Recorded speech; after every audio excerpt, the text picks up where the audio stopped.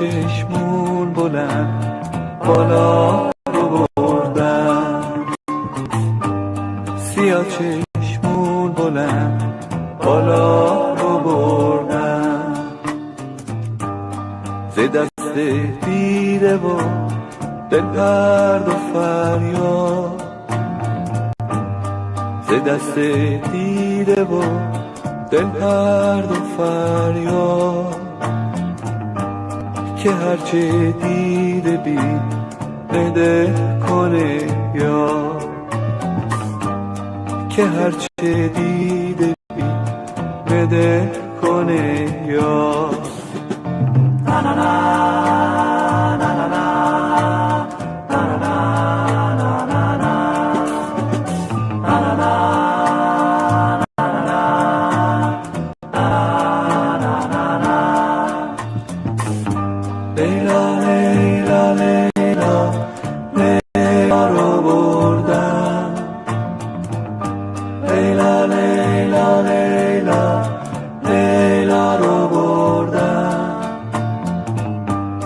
سیاه چشمون بلند بالا رو بردم، سیاه چشمون بلند بالا رو بردم، بسازم خنجری بیشک ز فولاد، بسازم خنجری بیشک ز فولاد، زنم بر دیده تا دلگرد آزاد، زنم بر دیده تا دلگرد آزاد.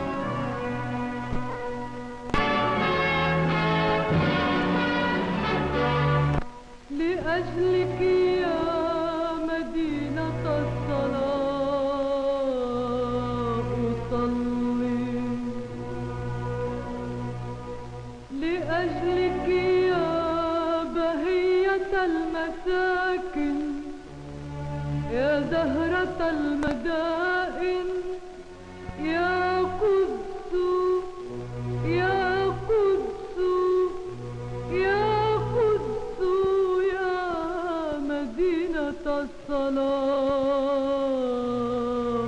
أصلي. عيوننا إليك ترحل كل يوم ترحل كل يوم تدور في أروقة المعابد تعانق الكنائس القديمة وتمسح الحزن عن المساجد. عيوننا إليك ترحل كل يوم ترحل كل يوم تدور في أروقة المعابد تعانق الكنائس القديمة وتمسح الحزن عن المساجد. يا ليلة الإسراء يا درب من مروا إلى السماء عيوننا إليك ترحل كل يوم وإنني أصلي.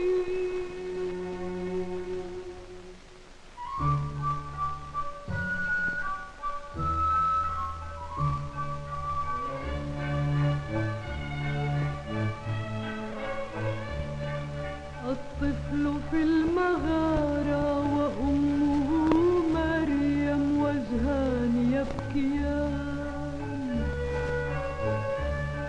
يبكيان لأجل من تشردوا لأجل أطفال بلا منازل لأجل من دافع واستشهد في المداخل واستشهد السلام في وطن السلام وسقط العدل على المداخل. سقط العدل سقط العدل على المداخل. حين هوت مدينة القدس تراجع الحب وفي قلوب الدنيا استوطنت الحرب. حين هوت مدينة القدس تراجع الحب وفي قلوب الدنيا استوطنت الحرب.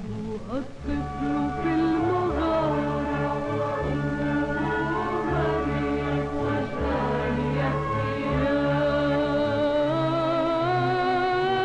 يبكيان وإنني أصلي.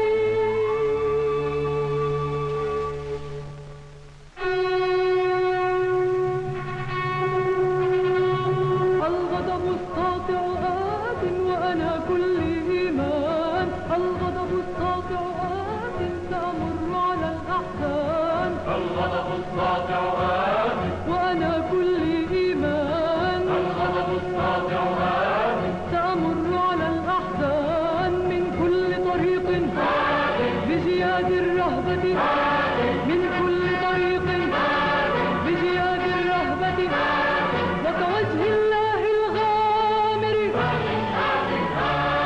لن يقفل باب مدينتنا فأنا ذاهبة لأصلي. سأدق على الأبواب وسأفتحها الأبواب وستغسل يا نهر الأردن وجهي بمياه قدسية وستمحو يا نهر الأردن آثار القدم الهمجية.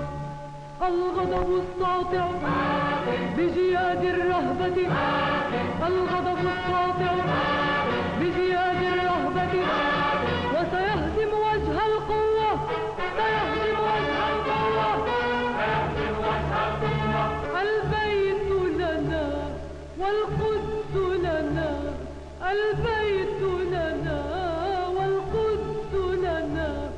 وبأيدينا سنعيد بهاء القدس بأيدينا للقدس سلام بأيدينا للقدس سلام بأيدينا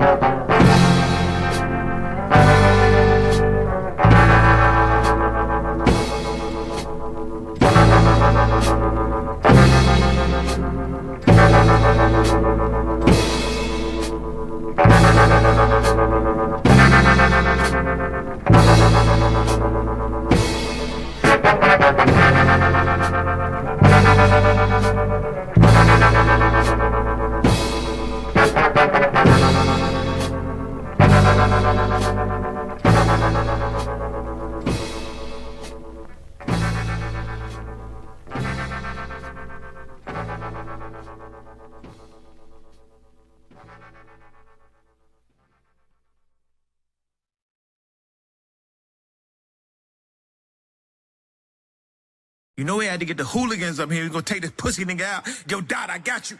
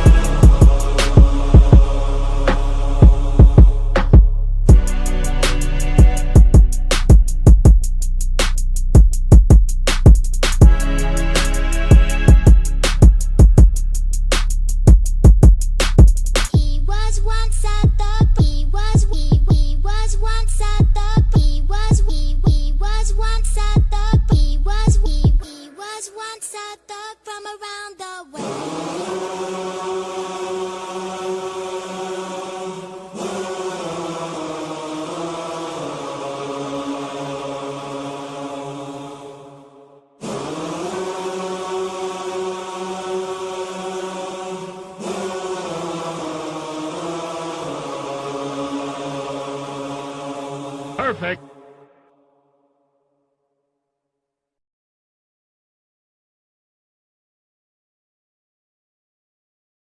Now, some of you may have not heard of her yet.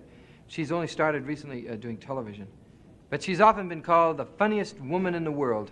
And after spending a week, Tom and I, rehearsing and working with her, we heartily agree. Ladies and gentlemen, meet Moms Mabley.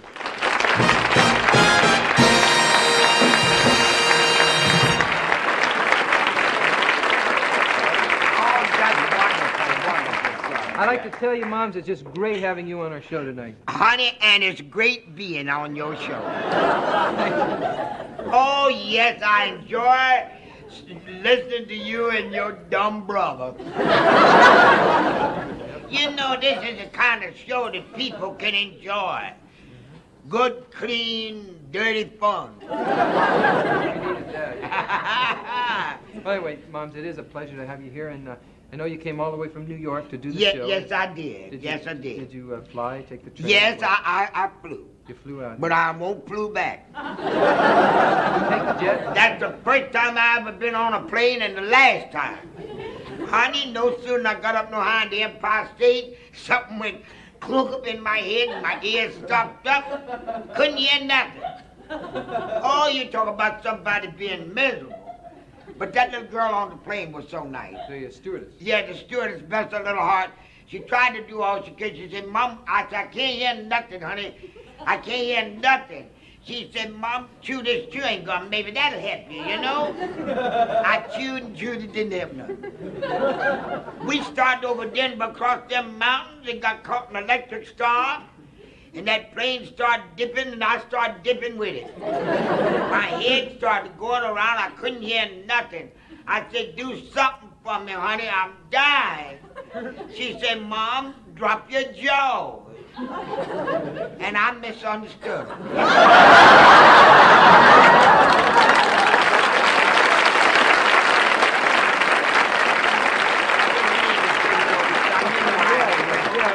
I understand. Oh, I caught a terrible cold. All right. Well, anyway, now that you're here and you're over your cold, how do you like it out here in sunny California? Oh, I love it. I've been out here before, you know. Oh, you have? I never will forget. Oh, yes, Mom been out here gang time. I was out here working. I was out here working, and I told the lady in front. I said, madam, I said, where I live at, you'll have to give me some more money so I can get a taxi. Because it's dangerous walking down them streets. And because I remember one night, I got off the bus and started home. No sooner than I was walking on home, a young man walked up to me and said, Mom, give me some money. I said, give you some money? He said, Mom, I ain't got no people. My mother and father's dead. He started crying. He said, I ain't got no sisters and brothers, no nothing. I ain't got nowhere to eat. I ain't got nowhere to sleep. Say, Mom, I ain't got nothing but this gun.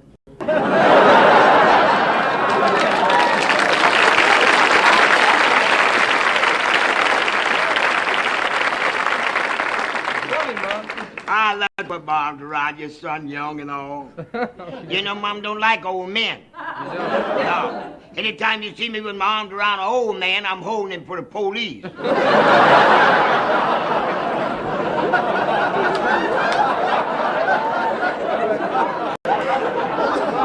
afraid to ask you the next question, but... Huh? He says, I'm afraid to ask you the next question, but I will anyway. Yeah. Because I have to. Yeah, you better. What kind of work were you doing when you were out here? Were you working television? Well, shows? you know, I work for the government.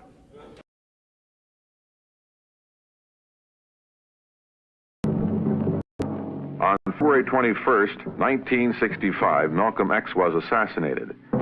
In his eulogy to Malcolm X, Ozzie Davis said, "Many will ask what Harlem finds to honor in this bold young captain, and we will smile. Malcolm was our manhood, our living black manhood. This was his meaning to his people, and in honoring him, we honor the best in ourselves." His widow, Mrs. Betty Shabazz, tells of his childhood. Well, his early life, his family was disrupted. His father was killed when he was 6, and his mother later went to a mental institution. So from the time he was about 6 years old on, he reared himself. He was in foster homes and boys' homes until he was about 15, and then he went for a year and a half and lived with a half-sister in Boston. And he was in prison, and it was kind of rugged, really. After his release from prison, Malcolm X became a minister for the Nation of Islam. In his autobiography, Malcolm X said, "No sane black man really wants integration. No sane white man really wants integration. The only solution is complete separation from the white man." And one of the facts in your estimation is that Negro and white can never live together in America, can never coexist. Well, evidently, the white man feels that the Negro can never live with him because it's the white man who is stopping integration. I'm not the one who is stopping Negroes from integrating with whites. I'm not the one who keeps Negroes from integrating white schools. And so don't put the burden of proof on me. It is the white man himself who is guilty, and whose guilt proves that the Negro and the white man can't live side by side. Now, if I'm wrong in saying they can't, just prove that I'm wrong by doing it, or just show me one place where it's done. If it can't be done in New York City, it won't be done anywhere in this country. Malcolm X became one of the best-known ministers in the Nation of Islam, but he was silenced for 90 days after the assassination of President Kennedy. Malcolm, would I be correct in saying you're going to initiate a new movement in this country? No, I don't think I'm equipped to initiate a new movement, but it's my intention to take the teachings of the Honorable Elijah Muhammad and make them work on a broader level. How long has this been building up, this decision to make the change? Well, I have been able to see for some time that it's that I do run into obstacles in trying to help him within the movement. So I want to help him just that bad, just that much. So it's my intention to try and do it now in the only way that I know how. And I think I can do it better without the restrictions that I would run into by being a part of the Muslim movement in this country. That is, the Muslim movement as it now exists. How severe were the restrictions these past 90 days? Oh, during the past 90 days, they were most severe. I've been completely silent. Not able to talk is a real affliction for you, is that right? Not only have I not been able to speak as a Muslim, I haven't even been able to speak as a man. Actually, going back to that incident, you have told me on other occasions that you didn't actually say you were glad the president was dead. What did you say, Malcolm? No, my subject that day was God's judgment of white America. And I showed the different incidents that had been building up, step by step, the fulfillment of prophecy, and that all of these things that were taking place were the result of some seeds that were badly sown, or some bad seeds that were sown. And the death of the president I referred to as the result of other things, a combination of things. And surprisingly, this is what the whole country was saying, that it was a climate of hate. So chickens coming home to roost means the same thing. And this is what you said, chickens were coming home to roost. Yes. But at no time did you say you were glad the president... No, I did say this, that it pleases me to see that the wisdom of the prophets, these ancient prophets, was so vast that they could foresee these things exactly as they were to come to pass thousands of years ago. This was part of my lecture that day, and they twisted it. In April 1964, Malcolm made his first pilgrimage to Mecca. Malcolm, on your trip abroad, you said you sensed a feeling of great brotherhood, and that conceivably you would be working toward integration in this country now.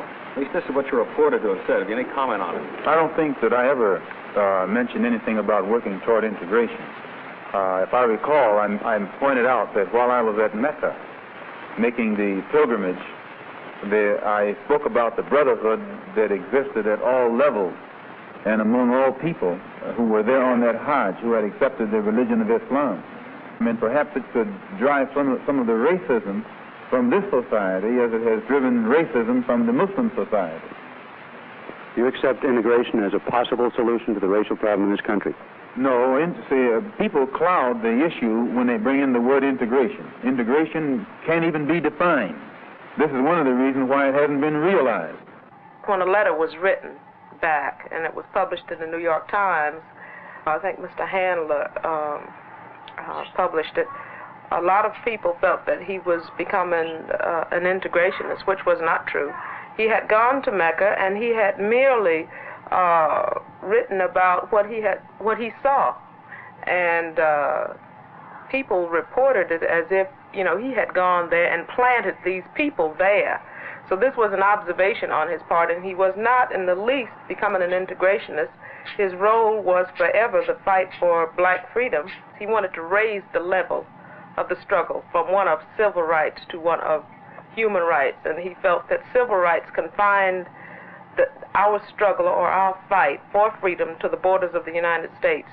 And if we internationalized our struggle, if we got allies, and everyone realized the importance of getting allies, even this country in the Revolutionary War. They sent people all over, forming a correspondence committee to explain their plight to the world and trying to get allies. And I think the French and the British and Spain joined this country in helping her win her independence.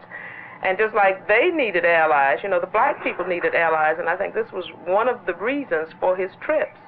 Well, my purpose here is to remind the African heads of state that there are 22 million of us in America who are also of African descent, and to remind them also that we are the victims of America's colonialism or American imperialism, and that our problem is not an American problem, it's a human problem. It's not a Negro problem. It's a problem of humanity. It's not a problem of civil rights, but a problem of human rights. And what do you hope for from this conference? Well, we hope to bring pressure upon them, or rather we hope to impress upon them the importance of their bringing pressure and world opinion upon the United States to take some meaningful effort to solve our problem in America. We want them to help us get our problem before the United Nations and charge America with violating our human rights, in the same way that South Africa is charged with violating the human rights of our people in that area.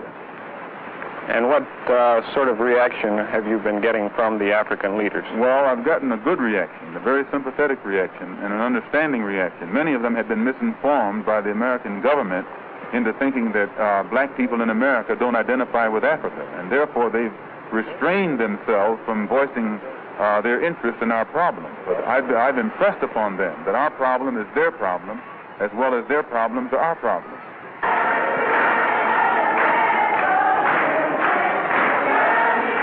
Through continuous struggle, Malcolm X attempted to unify the civil rights movement with black nationalism. He speaks to students in Selma, Alabama, a few weeks before his death. And now, if the federal government does not find it within its power and ability to investigate a criminal organization such as the Klan, then you and I are within our rights to wire Secretary General Uthar of the United Nations and charge the federal government in this country behind Lyndon B. Johnson with being derelict in its duty to protect the human rights of 22 million black people in this country. And in their failure to protect our human rights, they are violating the United Nations Charter, and they are not qualified to continue to sit in that international body and talk about what human rights should be done in other countries on this earth.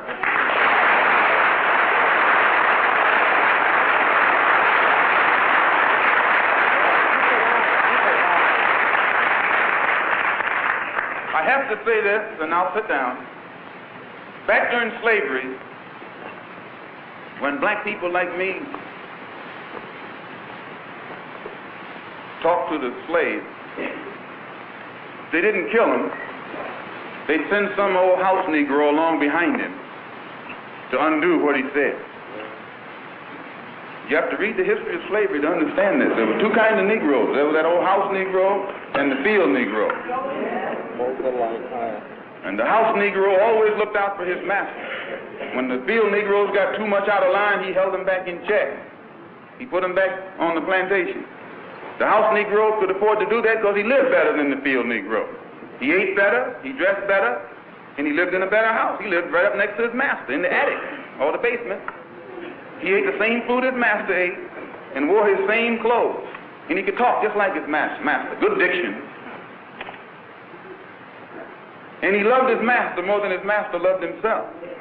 That's why he didn't want his master hurt. If the master got sick, he'd say, "What's the matter, boss? We sick?" He was as sick as the master. When the master's house caught a fire, he'd try and put the fire out. He didn't want his master's house burned. He never wanted his master's property threatened. And he was more defensive of it than the master was. That was the house Negro. But then you had some field Negroes who lived in huts, had nothing to lose. They wore the worst kind of clothes. They ate the worst food. And they caught hell. They felt the sting of the lash. They hated their master. Oh, yes, they did. If the master got sick, they prayed that the master died. If the master's house caught a fire, they prayed for a strong wind to come along. This was the difference between the two. And today you still have house Negroes and field Negroes.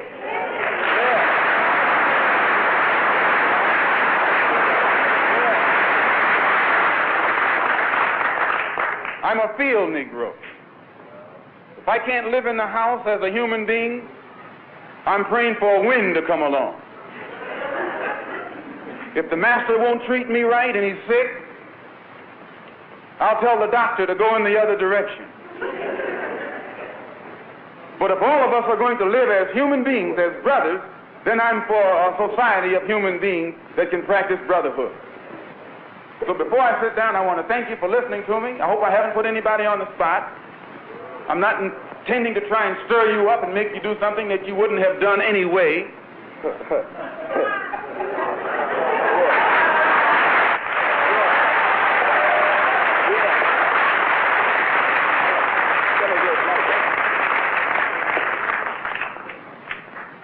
I pray that God will bless you in everything that you do. I pray that you will grow intellectually so that you can understand the problems of the world and where you fit into in that world picture. And I pray that all the fear that has ever been in your heart will be taken out. And when you look at that man, if you know he's nothing but a coward, you won't fear him. If he wasn't a coward, he wouldn't gang up on you. He wouldn't need to sneak around here.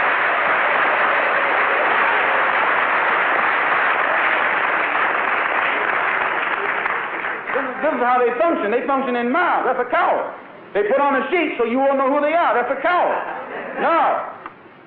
The time will come when that sheet will be ripped off. If the federal government doesn't take it off, we'll take it off.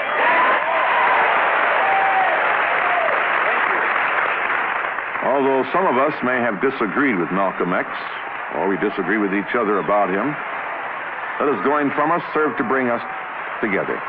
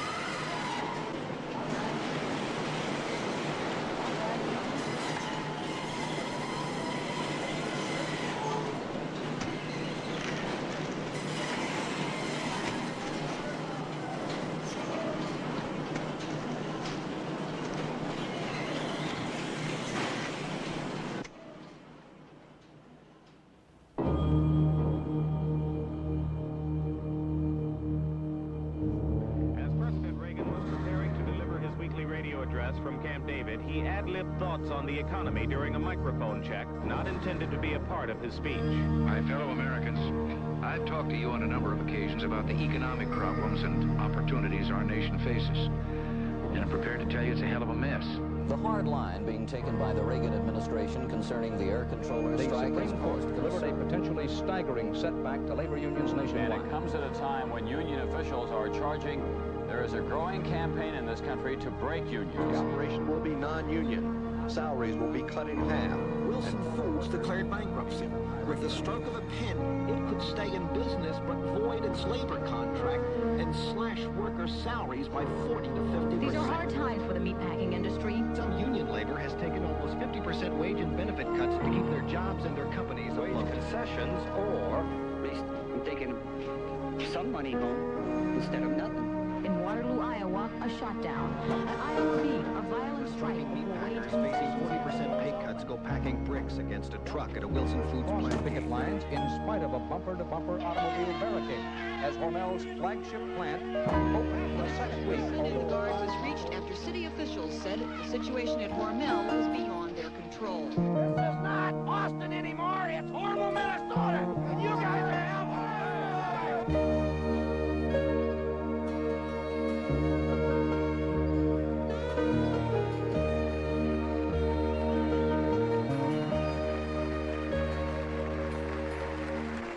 Austin, Minnesota is not just about Austin, Minnesota. Austin is the cavalry, the workers in this nation. Workers somewhere, sometime, someplace must stand up and say enough is enough. We want jobs and justice.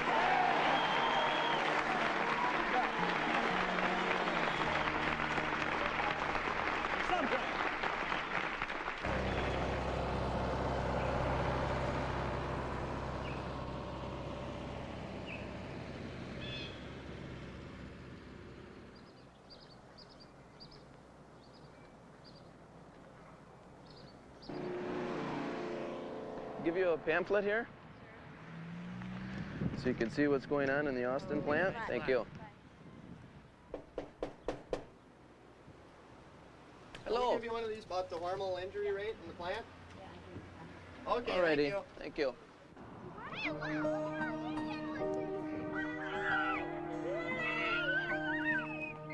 Aren't you Mr. Anderson? Hi. I don't know if you remember me. We had the good years. You did. I mean, yeah. that was, you know, it was, I sure hope it gets straightened out. I'd like to see something settled, and I understand your side of it. I really do. I wouldn't like to take a cut either. Yeah. I wish everybody good luck, and I hope they don't have trouble with the company. I'm retired, and I know if I was still working, if I lost my job, it'd be terrible. Could I talk to your husband? No, but there's something I would just love to say to you. Aren't you guys happy working at the Hormel plant? Under the current conditions, no. We were happy making $10.69, and when the Hormel plant treated us decent. Why do you stay at a place you're not happy? You know, nobody should stay. We don't have all the money in the world like the Knowltons do. There are so many people that would love to have your job at $8.75 an hour and all those nice benefits. When we were your age, we weren't making even what you were. Then give us a fair shake like you got a fair shake.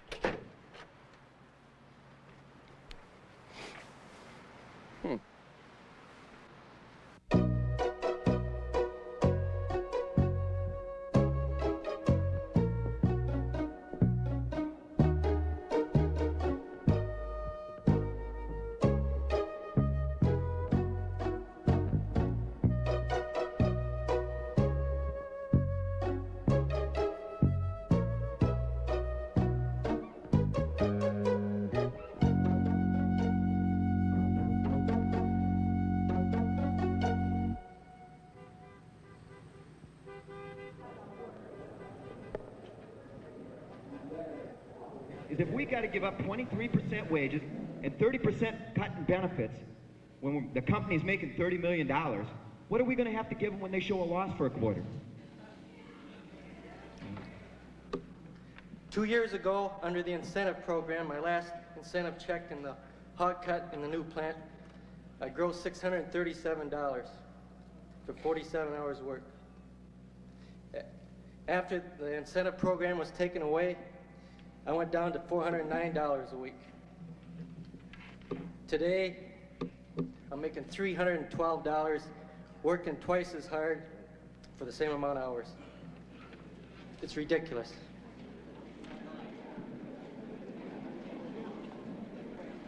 My father worked for George A. Hormel plant for many years. He was also a very proud man. He was a hard worker. He was proud of his products.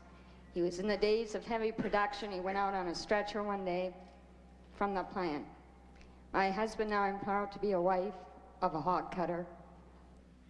I'm proud of the products, but I don't like the way they're treating my family or my husband or anyone else who's ever worked for that plant.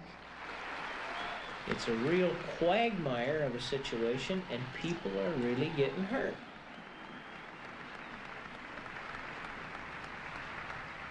Their pride is hurt because they can't fulfill the needs of their family, and they've somehow got to go on welfare programs, and people are very angry, hurt, upset, frustrated, and it's difficult to vent your frustrations in the proper direction. The utility workers make more, the meter readers make more, the garbage collectors make more. A guy that just city workers a guy make that more. works with Wes, or did work with my husband at the plant, just quit. He got hired at the city. He's starting at 11 something an hour. Yep. He's working for the city. Yeah, but I don't begrudge anybody that's making $30,000, $40,000, $50,000. But let us live in our house. Yeah. Let us live in our $32,000 house.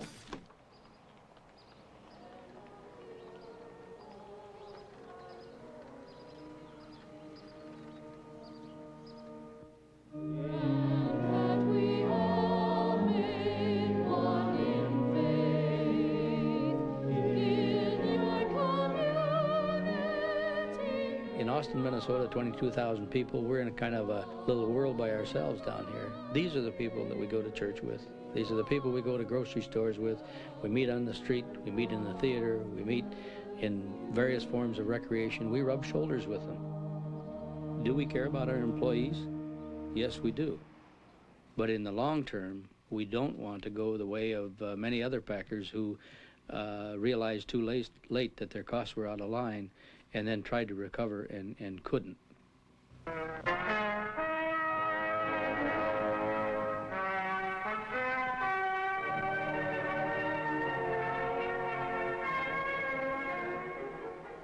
It's been written that Jay was a born innovator and remembered for his social conscience.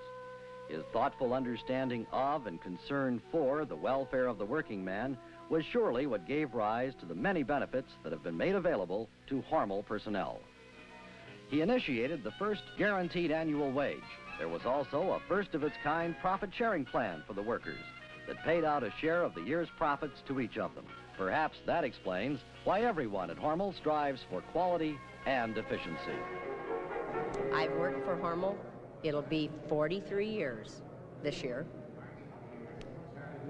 And if it were necessary, as a survival, I would be all for it. We've done it before, over the many, many times. But this, I think, is just the mood of the industry, and they're jumping on the bandwagon to be one of them to say, we were able to do it too.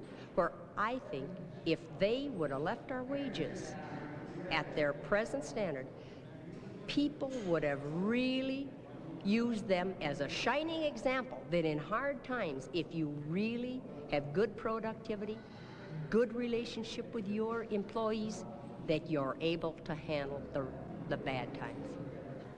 I hope that they have enough of the vision that I think I must have for the welfare of the long-term future of the company, you know, that would say, we can do no more.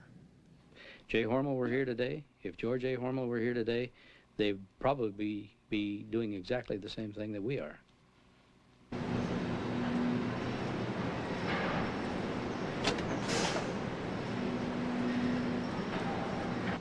think unions are getting their teeth kicked in.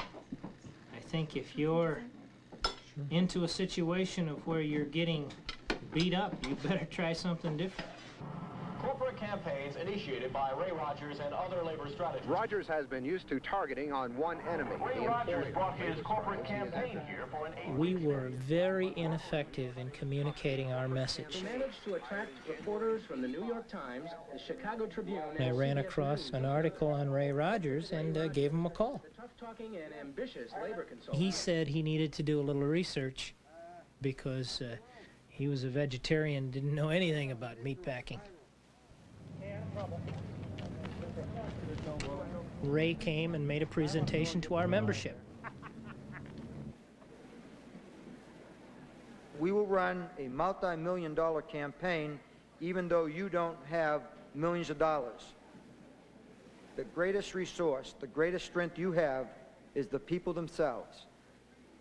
And that's why we feel so confident that we can pull off a major victory, not just for local P9 in Austin, but for labor throughout this entire country.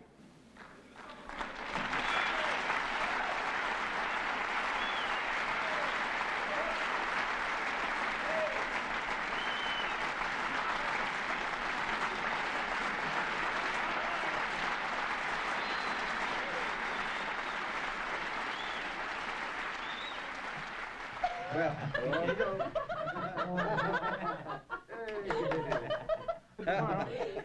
Congratulations, partner. Yeah, just Price shows. of poker just went up, at least in this game, because that's the way the company views it. It's a game, the way they want to treat people and hold their whole lives in jeopardy. And to them, it might be a game, and to us, it's a war. Things can really start moving now. Super. It's just really nice. And we hope that the corporate executives from Hormel come. We hope the corporate executives from the bank come. And we want everybody to see the type of program that we plan on running, and then let them begin to lose the night's sleep like they have caused the people of this community to lose sleep.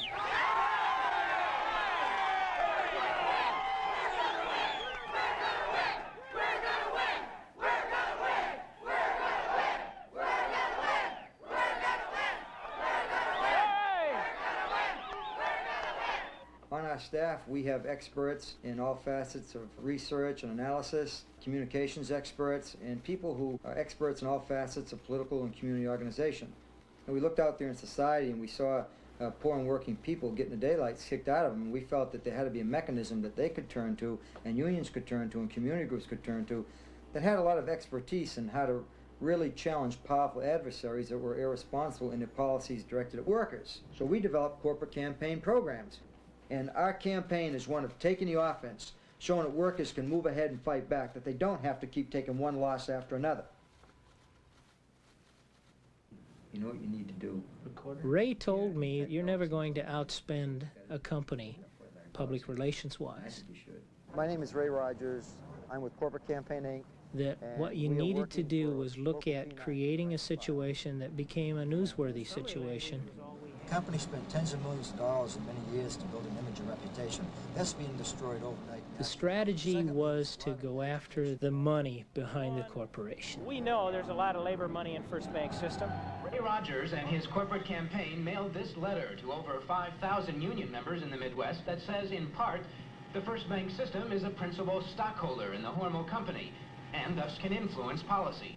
This institution is directly involved in the policy-making process of Hormel. Ray knows how to put labor's best foot forward so that John Q. Public would sympathize with our cause. There's some guy I'd never seen. He was dropping in to get a car, and they started talking to me about how's that Hormel situation going. The guy turned around and says, "Are you the guy that's been brought in?" And he says, "Man, I'm telling you, you can't imagine how many of my friends are watching this thing, and we're 100% behind you, and you're teaching this country something, and by God, you gotta win." I mean, this is just what I'm getting everywhere I travel. You are a symbol of something that goes far beyond Austin, and don't you forget it. Local P9 engaged the services of a labor consultant from New York City, Mr. Ray Rogers and Corporate Campaign. And Mr. Rogers has a different philosophy about how to deal with companies. Traditional collective bargaining is not the preferred method that he would use. His traditional approaches are harassment, intimidation, and threats, and his rationale for that mode of approaching an employer is that if you can embarrass a company hard enough and long enough, you'll bring that company to its knees, and they will agree to the terms and conditions of his client unions, the ones that he represents. So he came to us with that approach. There's supposed to be some other pigs here today.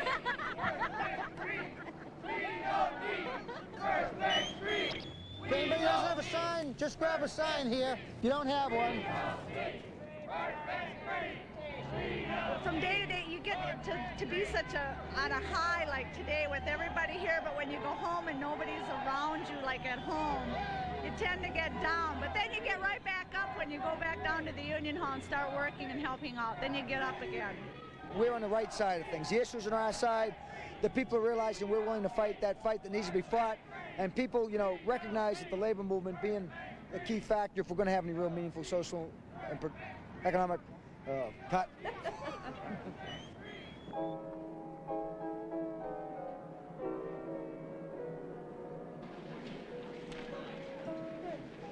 Are you afraid of corporate campaign? No, we're not.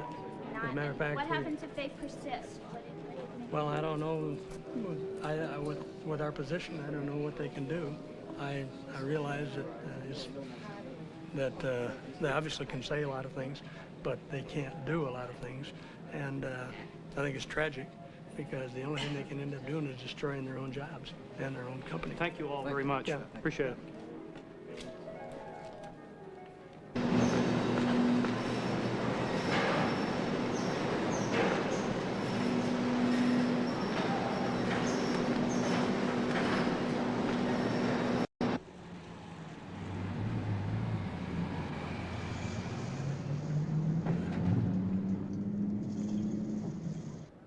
The United Food and Commercial Workers is the parent union of Austin's local union, P9. The local 9 will suffer as a result of it. They can't negotiate by themselves. Louis Anderson is the director of the meatpacking division.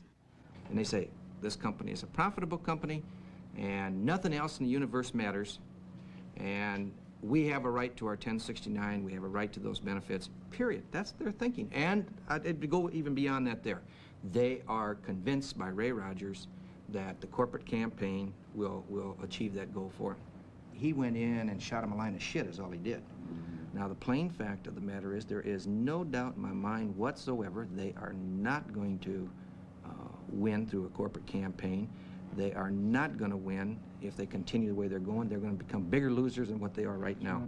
It is going to cost them their jobs instead of making $8.25 an hour or $9.25 an hour. That good one by Glenn Campbell. It's time for the Song of Inspiration this hour, brought to you by your friends at Omaha Council Bluffs Auto and Truck Recyclers Association. Now, it used to be, you always had problems. You always had 1 or 2 local unions that were going through real serious problems, but you had some time to sit and think about it, and you had some time to get out there and work with them and stay with them and help them work through those problems. But what you've had in the last 4 or 5 years is everybody's had problems, and they've had them all at the same time, and you're just running all over the country in all different directions, you know, trying to patch things up and trying to get things going in the right direction, and then you don't get to stay there. You have to take off and you have to go deal with another crisis. The companies in this industry are embarked on a program to tear the wages up, to tear the fringe benefits up, to return us to the days of the jungle 60 years ago. Do the unions have any clout? Does the public care about the unions anymore? Well, can the unions sell this message?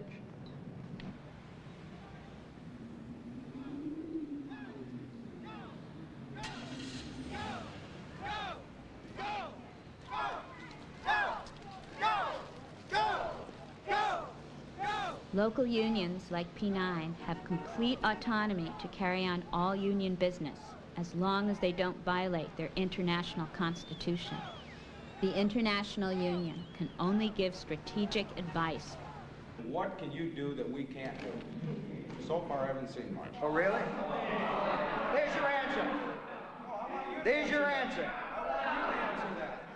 You're reading too many things about what Louis Anderson and some other people are saying, all right? All right. No, I'm not dodging a question. That's a question that was asked. No, I'm not. I'm going to answer it. What you do not have, what the International has not furnished you, what you have not furnished is the analysis upon which you build a program of real, impenetrable economic and political pressure harassing the company. We have developed, I think, some damn good campaign literature, which I haven't seen anybody from the International come down here and give you that kind of direction or that kind of campaign literature. There's one thing I'll credit with you. You're a hell of a motivator. Millions of dollars worth of free and positive publicity for your campaign. National press coverage. Yes, you have. And that's your answer. All right. Hi, Ruth.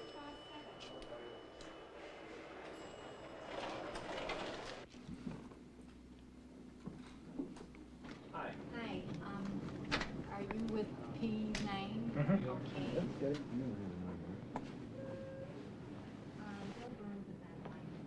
Is what Local 9 proposing up there with a corporate campaign the answer to the problems that we have seen in the meatpacking industry in the past and the challenges that we're faced in the meatpacking industry for the future? Sometimes you got to do what you got to do too. Are you saying that regardless of what is decided by this organization, you're going to go ahead with that campaign as you've outlined it? If the rank and file dictates they're going to resist these pay cuts, we're going to resist the pay cuts. And I guess we would like to see you on our side in this fight. The Austin program, it occurs to us, is symptomatic of Reagan's philosophy. I'll get mine, and the hell with everybody else. Maybe we shouldn't expect every single meat packer to receive the same wage. Now, wait a minute. Maybe we need to look at each company and say, what is the profitability of the company, and then base the wages that we expect from that company based on its profitability. God damn it, the guy working at Armour, $6 an hour doing the goddamn same work they're doing up there in Austin, Minnesota, deserves a 1069 too, as well as every other packing house worker. And that is what we stand for, and that is what we got to do, Ray. We cannot have one group hanging way up here and everybody else down below. It's wrong. It's the wrong kind of unionism. We're here saying, you know, we've got a program, we're representing a client and a large group of people, and we're going to continue to represent them as long as they want us to. Why won't the International Union support the Hormel workers? Is $10.69 an hour too much? Look, I worked in those packing houses. I worked for a very anti-union employer as a beef skinner on the kill floor, so I know what that work is. And they deserve 1069 plus, believe me. And I know that one of the things that Local 9 has said to the packing committee is, well, if we could get 1069 there, that's the shining star and everybody will go to that. But I gotta tell you, in some 10 or 15 years of our experience, that's not the case at all. Either one or two things happen. Either those operators who are on the low end of the scale get bigger, or those on the high end of that wage scale just simply say, the hell with it, and they go out of business, or they go close this plant down and go down the road and open up a plant at $5 or $6 an hour. You know, that would be great if we could do that. I'd be the first one to say, hey, let's do it. But it don't work that way. I guess we came into this thing alone and we'll go out alone. I want to tell you, I am disgusted to be even associated with this organization. We've got to. Take your pen if you're disgusted. Yeah, we got a lot of gutless people here. We pleaded with the National Union that if they couldn't support us, just get out of the way. If you're going to get in the way and run interference for the Hormel company, then we're going to go right through you if we have to.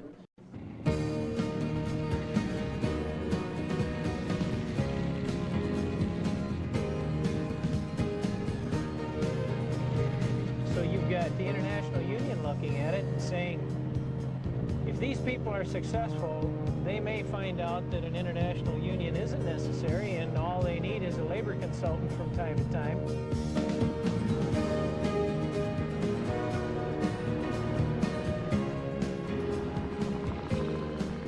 We now have a situation where some of the people from Local 9 and Ray Rogers have a caravan roaming across the country, spilling out some of the most anti-union venom. And our caravan was designed to try to tell people what was going on from workers just like themselves. We had the facts We had the information to back it up, and we were going to tell it to them, give it to them, read it to them, sing it to them, whatever it took.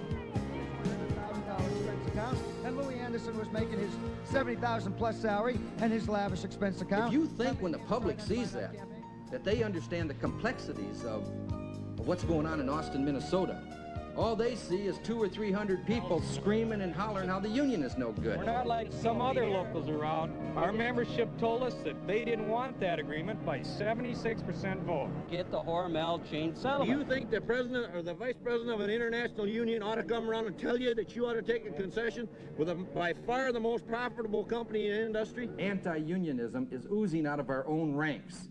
That'll destroy us quicker than anything will.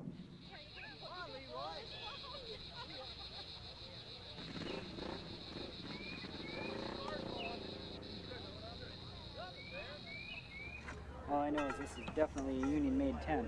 People who believe in what they're doing just go up 52. are the most dangerous kind of folks in the world. And you're there. 52 in Monroe and this. We'll go hit the banks and then we'll go on to Ottumwa. I want to thank all you guys from P9 because you have performed a miracle for the Hormel employees of Ottumwa. I can look out in this crowd and see at least 40 guys and girls that down at work for the past 7 years have looked like they were dead. And you have resurrected them from the life to life. Hey, listen, thanks a lot. Good talking to you. We're creating a situation where the membership is starting to dictate to the leadership, support these guys because we believe in what they're doing. If making less money is so good, but people don't want to do it, why should they have to do it? Hormel hot dogs. We don't like Hormel and their hot dogs. We'll be back! Yeah!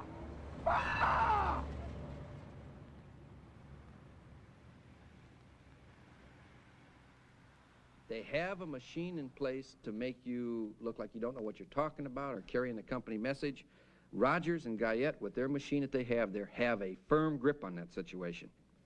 If you want to gain your union back, you're going to have to recognize this is what you're up against.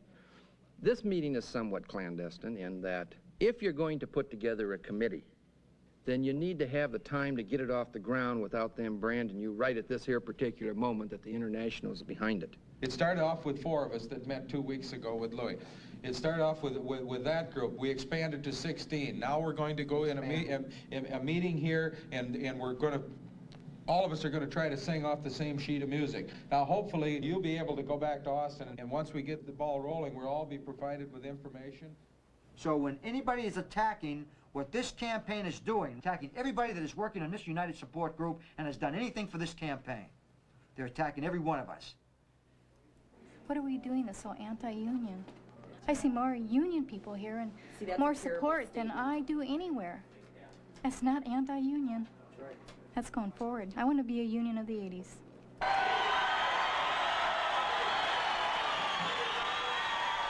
want to welcome all our guests, visitors, friends, and everyone that is here today. We have representatives from the Hormel locals in Fremont, Beloit, Ottumwa. We've got our friends from Farmstead Foods in Albert Lea, steel workers from the Iron Range, representatives from the Teamsters. Through good organization and good communications, we're able to wage a campaign that even the biggest unions in the country heretofore have not been able to wage. Are you willing to stand up and fight? Let's stand up! Give me a W!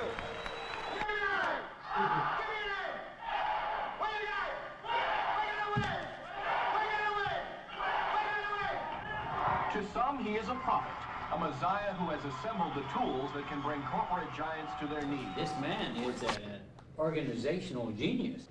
I mean, there's no getting around that. He's got all the bases covered. People are down in the basement playing pool, they're playing cards, they're getting together. There's a lot of things that are going on in that union hall that probably should have gone on years ago. He's kept the hands and minds busy of the people. Louis Anderson is the Austin Union's International Vice President in Washington. Our research has shown that Hormel could probably do more damage to First Bank by taking their money out of First Bank than what First Bank could ever do to Hormel. Louis is lying. Okay, I want to say this very clear. Louis is lying. I believe he looked at Hormel's history, he talked to some of the people there, and he thought once he put a public campaign with the news media on Hormel, they were going to crumble. The strategy, or the research, I should say, had about as much depth as piss on a flat rock. How much more damage has to be done before you figure out that that strategy is not working? Whoa. I don't take anything away from Local 9 in terms of rallying their people. They've done a good job with it. But it's a doomed strategy, and it was doomed from the beginning, and we try to impress that on them. Being militant and standing up, if you're on the wrong strategy, doesn't make it right.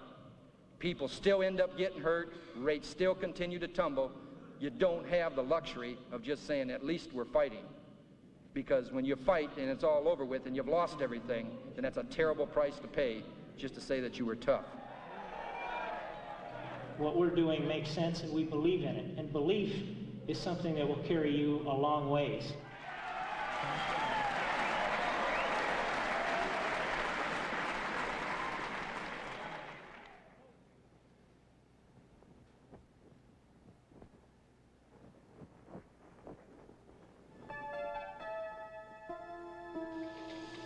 Hormel's proposal keeps a base wage frozen for 3 years at $10 per hour, and any new employees would be paid $2 less for the same work. Hormel's final offer is rejected by both the local union and the international. Certainly, if we're faced with a situation where there is a withholding of labor on one side, we could shut the plant down completely. We could try to run the plant with management employees on a reduced basis. We could hire temporary replacements for strikers who elect to stay out, or we could hire permanent replacements for strikers who elect to stay out. Any combination of those things. We'll send the letter tonight then, right, guys? When we hand deliver the letter, it'll mean that we're going to be on strike as of midnight on Friday. Yeah. Okay, we'll tell them that. You want to get that set up in the main hall? Okay, you get your story here and make sure everybody hears about it, really. So, just go ahead. Oh, come on. Oh, this is your show. The Hormel company had put us into a corner, and we were going to come out after them.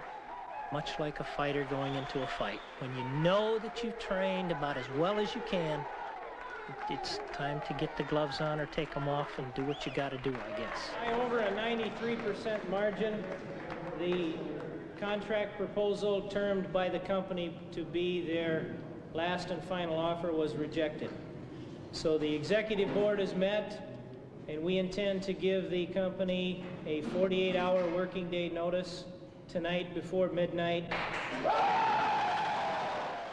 For the first time in 52 years, Hormel's Austin plant was about to be shut down by a strike. You're looking pretty chipper today. Okay. Hi, Bill. Hi, Jim. Too bad we can't meet under better circumstances. You bet. I need you to sign. In fact, if you want to sign a couple of them, you can. We got new pencils for everyone, just like the president. No, we don't. That's mine. Okay. Very good, Jim. What ultimately may result from the Hormel workers' action is a test of just how much muscle organized labor can or cannot flex. Kevin Berger, Channel 5 Eyewitness News, St. Paul.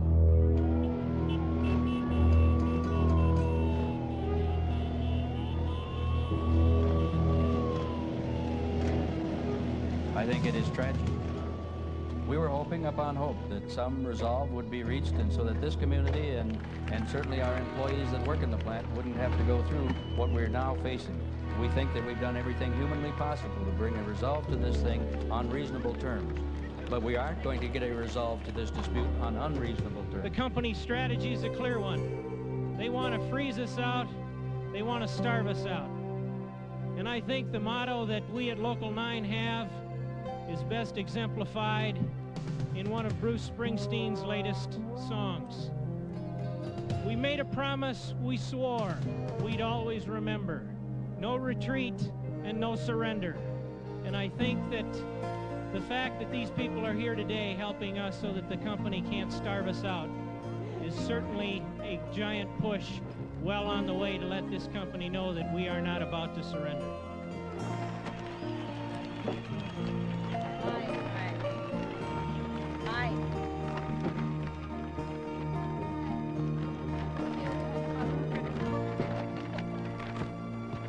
What we started is something that's gonna be more than maybe what we thought. I've seen people working together, people willing to share, okay, people borrowing clothes from each other. I've seen people opening up. I've seen people crying, you know, and it's just something that it's a whole new part of people, and I think we're pulling together, you know, we're a big family. You know, just so it doesn't, you know, it takes too long, people are going to get short on cash, and then they're going to feel the squeeze really bad. My kid just, what, 5 weeks ago, he got his finger in the door at home. Okay, it was just one of those freak accidents. Went in and had 3 stitches put in, 120 bucks. There went half of my paycheck. This money is to be used for food for the people of Local P9. I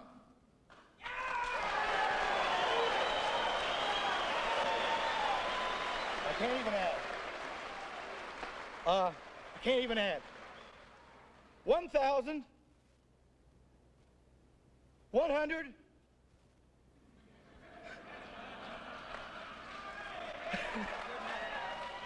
$49, almost $1,050, and they're not done yet. Take it in the brotherhood. Spirit. And I can tell you that this money will be very much needed by our membership, and I thank you from the bottom of my heart.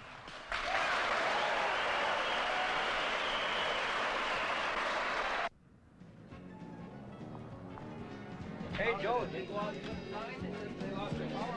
Our union hall became a fun place to be at. There was a lot of things going on. It became a place where families could come. We had a lot of folks who liked to work on cars. Instead of pulling picket duty, they fixed our cars. We had carpenters who fixed people's homes. They did what they liked to do. They did their hobbies.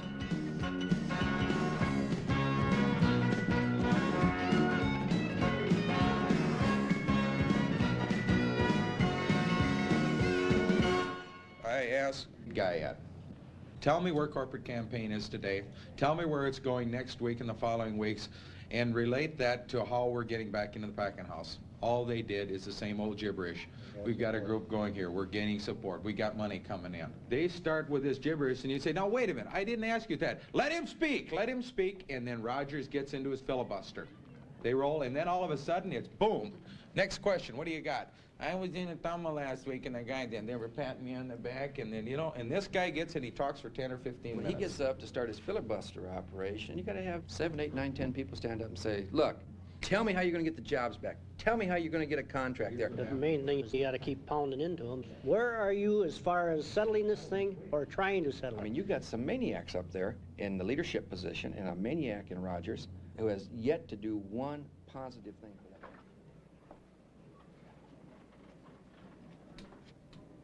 We can't be jacking around here forever. That's, This is a mess. That's what I'm saying. It's so complicated. An employee shall receive his normal 40 hours pay.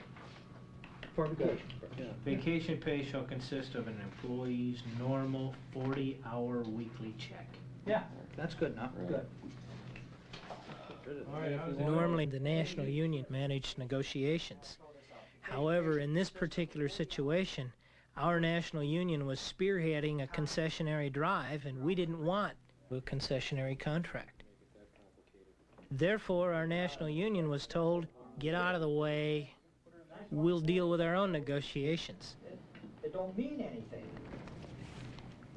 When the union made a proposal to us that we thought was outrageous, what we had to do is come back with a proposal of our own.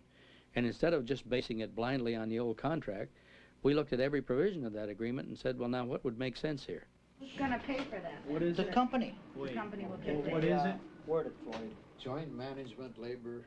Now, any seasoned, experienced negotiator knows you don't rewrite your whole contract. You don't throw your whole contract up for grabs. You don't give the company the opportunity to dismantle your contract because you rewrote it. But that's just exactly what the local P9 leadership did. They rewrote a whole contract, language that has taken 40 years to negotiate, language that provides the local union to have a say in how the goddamn plan is run. And when management got done with that there contract, those things didn't exist anymore. I'm speaking to 40 years of bargaining gone as a result of these assholes rewriting that whole contract and submitting it to the company.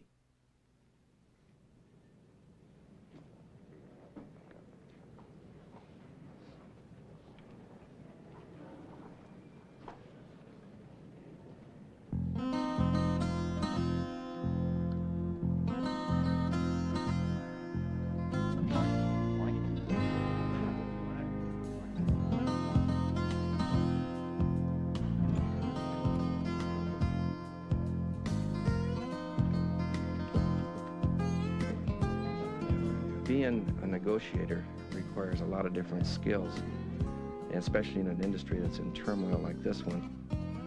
Nobody likes to have their wages and benefits rolled back. And it's unconscionable to put out this kind of a proposal after all the concessions that these workers have made. Anything else? What's your reaction to that, Ted? What's next? Further comments on that? All I can do is take a peek at their goddamn vaults and see if there's any money in there. If there is, then we all run in there, we grab as much of it as we can, and we get the hell out. Negotiations have broke off, and there are no further meetings scheduled. That's pure unadulterated bullshit. What's holding up a contract settlement is that these bastards won't give you a decent wage. That's what's holding up the contract settlement. Send your bargaining committee to Chicago with a vote of confidence that supports them and tells the company to stick their proposal where the sun don't shine and give us a decent contract. Thank you very much. Sometimes you have to fire the people up to send a very clear message to management that the workers are really ticked off, that they not only want what's right, they want more than what's right. You better be prepared to give a lot back that was taken away from us. Where are you from? You four can start looking for another job just like what you think. You want to come back to these meetings? I worked out in that goddamn plant and I busted my ass for you guys. Do you want to come back? For over 18 years on production. And all of a sudden you put the goddamn hammer down and we go from our 1069 down to $6.50 walk back in that plant on a Monday with the production going. You want to come back? You keep your mouth shut. I took a goddamn double. Okay? Kick. You know what you're talking about. Yeah, and I won't take it anymore. And you want me to walk out, I won't have the courtesy of letting you ask questions. I'll just walk out the next time you open your mouth.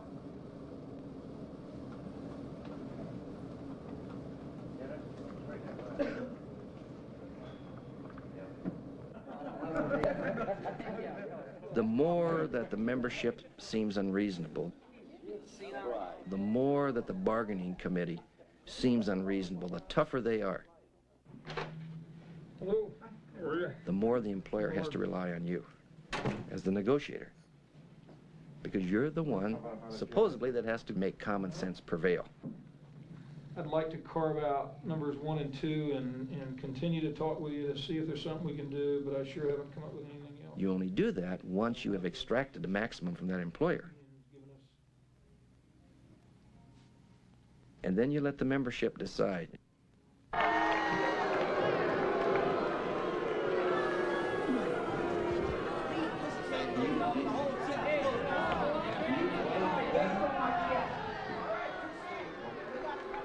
That's always a danger, I guess, when you fire the troops up, is that you get their expectations so high, and they really believe that those expectations can be met, and if you don't meet them, they believe you haven't done your job, and may even believe that you sold them out. We can't afford to go backwards anymore. We've went back far enough. We work too goddamn hard down there to have to go backwards anymore. I just say fuck them. If they want to close it down, let them close it. We can all find something else. We're decent human beings and we deserve every damn thing we get. If you take workers who feel that they're been mistreated or misused, they want to get at the heart of the matter. They want to get to that employer. And it's their obligation to give it to us. And if they don't want to give it to us, then piss on them, let them go.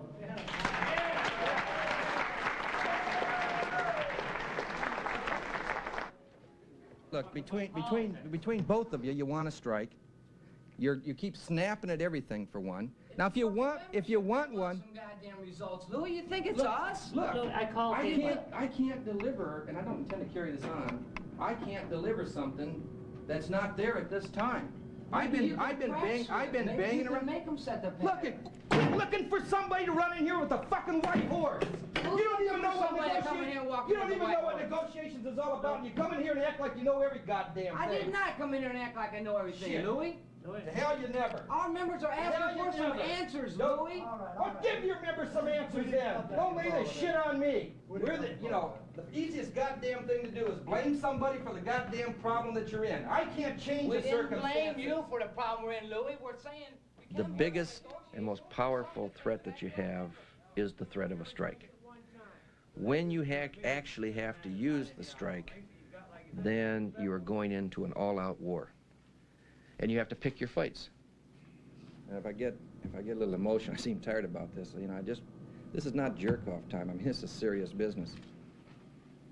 You damn well better be able to inflict some economic damage on that employer. If you cannot get into his pockets and take a lot of money out of it and make the employer understand that it's better to settle than it is to continue to fight or the losses will mount, then the employer will crush you.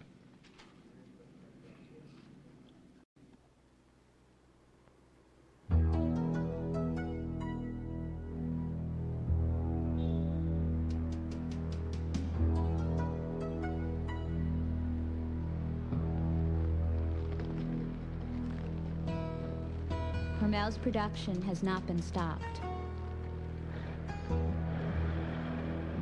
The company shifted production to their other plants that are still in operation.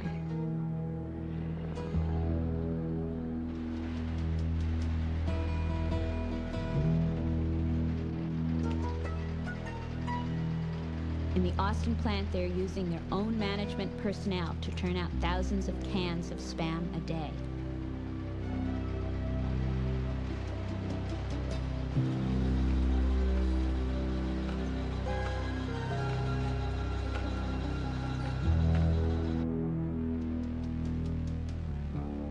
It's got to be blatantly obvious to everyone that this company doesn't want a contract. You're at the crossroads. I want to win the thing. I don't think there's a guy sitting at this table Well, who don't want to win it. well, That's I more don't- excuse for doing something they shouldn't be doing. Well, all I'm saying is whatever it takes to win, I want to do it. Sure. That potentially is a time bomb that's ticking that can blow up in all of our faces. The company is going to end up forcing a settlement on those people out there. That is going to be way under the Hormel chain settlement and under the Oscar Mayer settlement. And here you're going to have this big company, very profitable, that has got a substandard agreement that's going to tear the shit out of our rates in the industry. I mean, we are going to negotiate shit if they get stuck with a bad settlement up there. You people are believing that we've got the power to get them to the table. It is my assessment that the reason that we have been unsuccessful, the reason that our strategy hasn't worked, the reason that we've gone to a 4.5-month strike is simply that very issue. We don't have the strength to get him there. The division that some have tried to create here has been to our downfall. And I just wish that we could act concerted. The fact instead of is, going off in I different think we directions. all realize right now the company is in a very solid and very legal position to start that packing house up without us inside if we don't go back to work.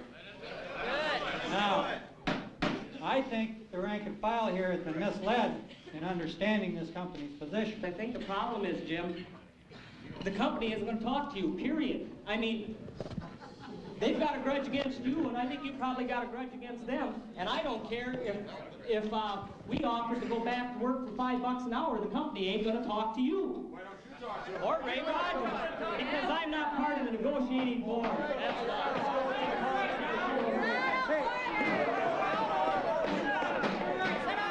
I'll tell you one thing right now. Throw me out of order. Security? Did you call 911? Get him in here. Get him in here. You guys settle down. Will you sit down? What the hell is the matter with you? Back off, I'll do that. If you guys have come to fight and not get any damn answers, continue. Otherwise, sit down.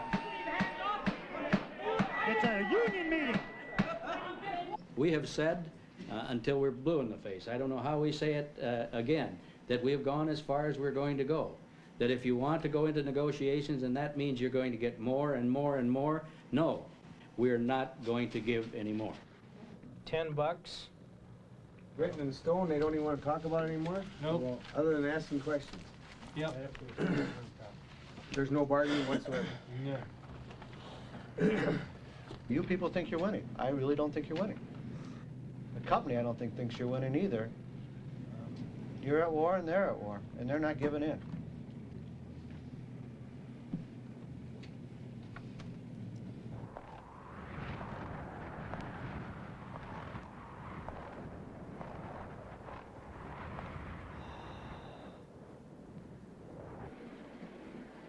The contract that you work under is your decision alone.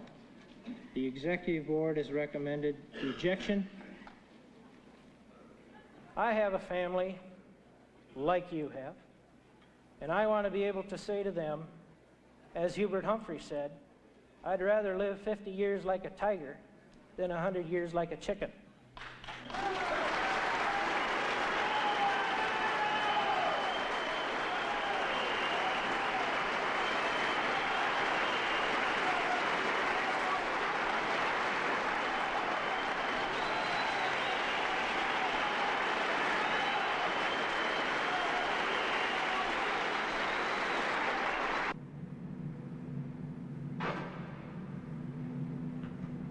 We've got a $100 million plant there that needs to be run. We're taking applications tomorrow from people that want to work in that plant. And if Local P9 says we are going to continue to withhold our labor, now the process is underway.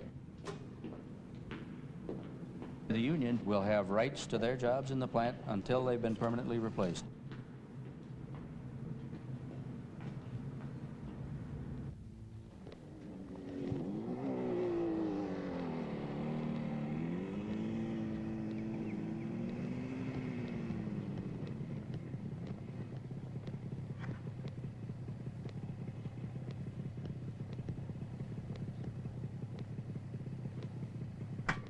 Said no bills today.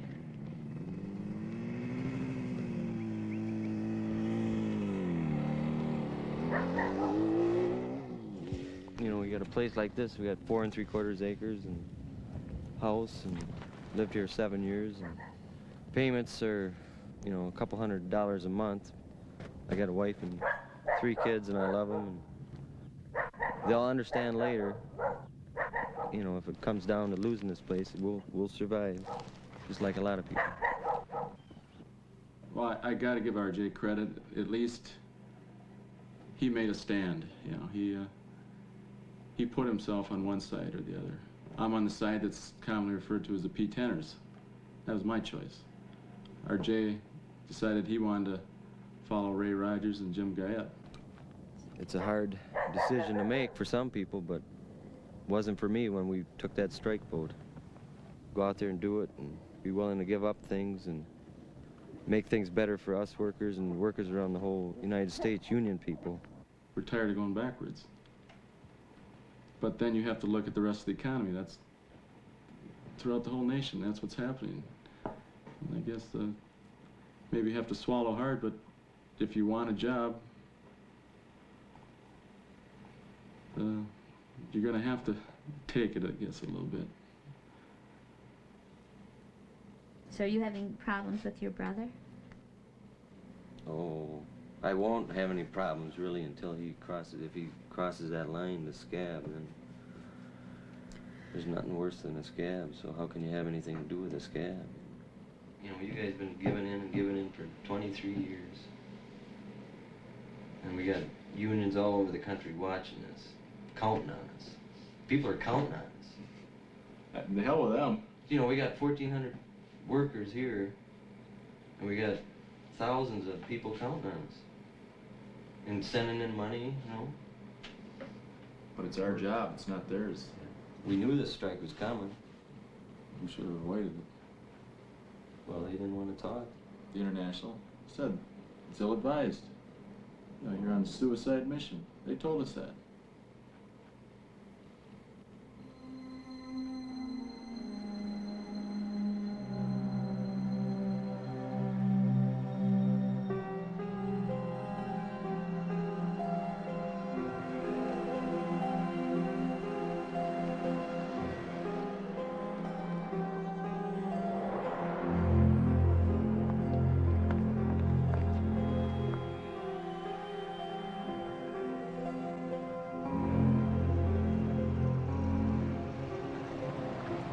So far, I think I've seen about 5, let's see, 1,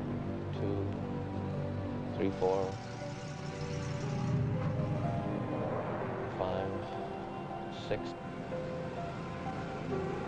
I think I've seen 7.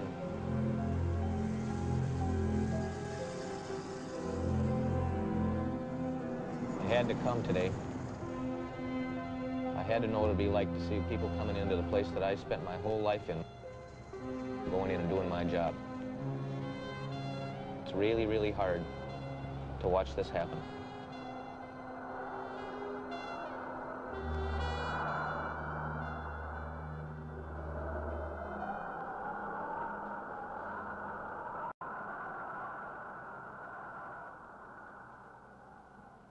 I'm never going to let myself get in a position like this again, where a group of, a minority of assholes dictate how I handle the rest of my life. Sometimes ignorance is bliss, I guess. I'll tell you, there will be no blocking of the ingress and egress of that plant. That plant will operate, the people will come in, the state police will come down on them, and just crush them. Now that's what'll happen. You can't win that fight there. When they call, and if the state police can't do it, then they'll bring a National Guard in to do it. But it will be done. Now that will demoralize the piss out of them, because you know what they'll be doing? They'll be standing there, 3 people every 50 feet with their dick in their hands, watching people go in and take their jobs. Now that is very demoralizing. All right. Hey, look, is everybody here? Because you got to do it and be effective. I'd like to know how many people here think that they could get up at 3:34 whenever the traffic comes in and do it. I'm ready right now. Do it. Let's do it Friday morning. Let's do it. All right, then we'll see you at 4 o'clock in the morning.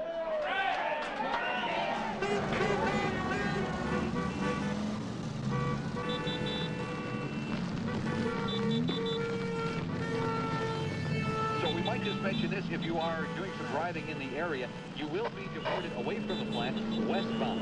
If you're moving up the east side of the Hormel Company plant, you will be asked to turn your car around and go back the direction that you just come. Okay, we just heard from the Austin Law Enforcement Center that all the roads surrounding the Hormel Company itself now have been blocked off. We'll get further reports then, Daniel. Thank you. We'll have more at 5. Okay, one thing we should probably tell everybody. If the police ask who's in charge, nobody's in charge. Okay, we should get it. No one's in charge. I mean, Listen. it's cold out today, God. Right. You know, there's going to be a lot of cars that's going to freeze up. If anybody comes, the police come and ask who's in charge. There's no one in charge. Okay, there just happens to be a breakdown in a traffic jam. So there's nobody in charge here. If there's any interference with our police duties, we do not want to make arrests.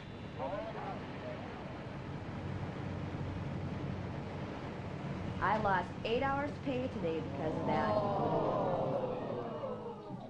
And while that might not seem like an awful lot to the P9 members who have been out on strike for 5 months, it wasn't a thing I chose to do without. And I have every right to go in and do my job just as they have every right to stay out and picket. Mr. Mayor, this isn't a hostage situation. This isn't Tehran, Iran. This is Austin, Minnesota. They told us that they would not let us in. That is a lockdown. Don't be mad at us. Go blame it onto the people that is causing the problem in the first place, and that's across the tracks. It's them that put you in this position because they put us in this position. We don't know who's going in there to do what. So in order to stop it, we had to stop everybody that goes in that plant. We had to close it down. They opened it I don't want to merit right or wrong. I'm not going to pick sides. But I got a question. Is what the company's doing, I don't want to discuss moralities. Is what the company doing legal? Everybody out there, they're not out there because they like to holler and they like to fight and they want to kill somebody. Okay, but They're out there because they want a contract where they can settle, where they can go to work. We want to work. This is a tragedy for all of us. I was born and raised here. You know, I remember my members of my family that are buried here. These people are my friends on all sides of this issue. I've graduated from high school with them. I went to college with some of these people. And this isn't some impersonal thing. We're personally involved whether we want to be or not.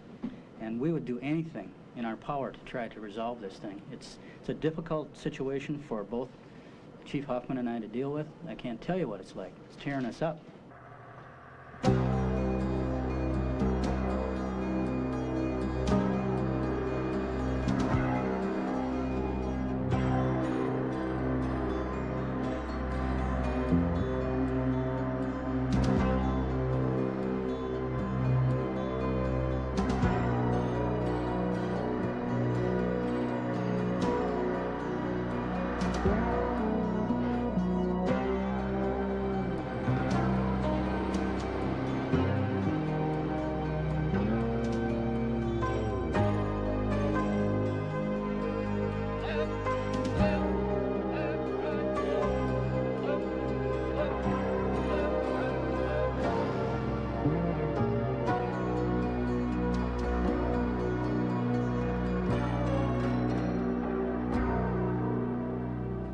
Minnesota Governor Rudy Perpich today called out the National Guard trying to help maintain order as striking union meat packers and their supporters blockaded the Hormel plant in Austin, Minnesota.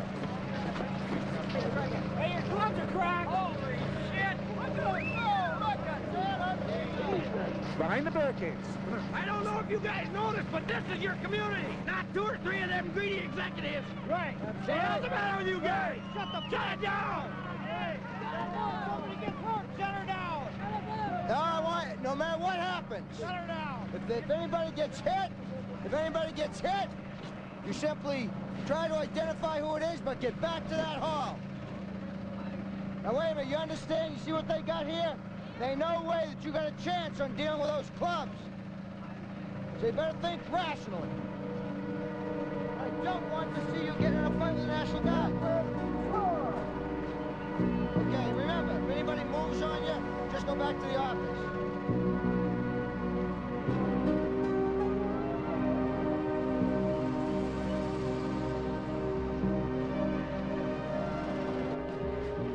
There's varying opinions from everyone here as to how many people are going to cross the line. But it sounds as though you're going to have a stampede situation, if what everybody is reflecting is accurate. Let's get our people and tell them a straight shot like they deserve.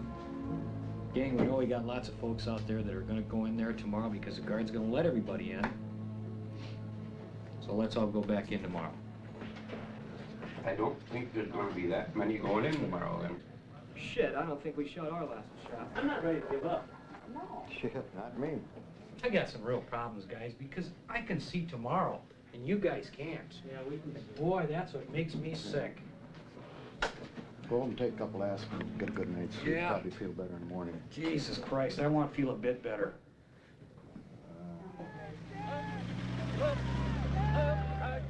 I've been out of work for 6 years. I need a job.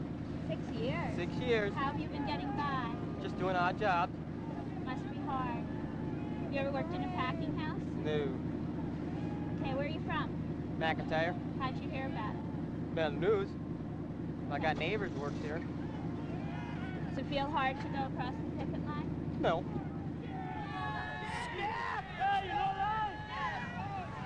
When you go across that line, that's your decision. You just don't let it bother you. You better be able to stand it or you should have never went across. Why are you doing this? I need a job. When was the last time you worked? Oh, last spring. Where are you from? Austin. Okay.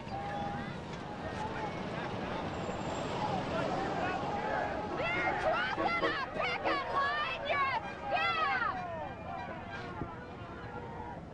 Hey, scam!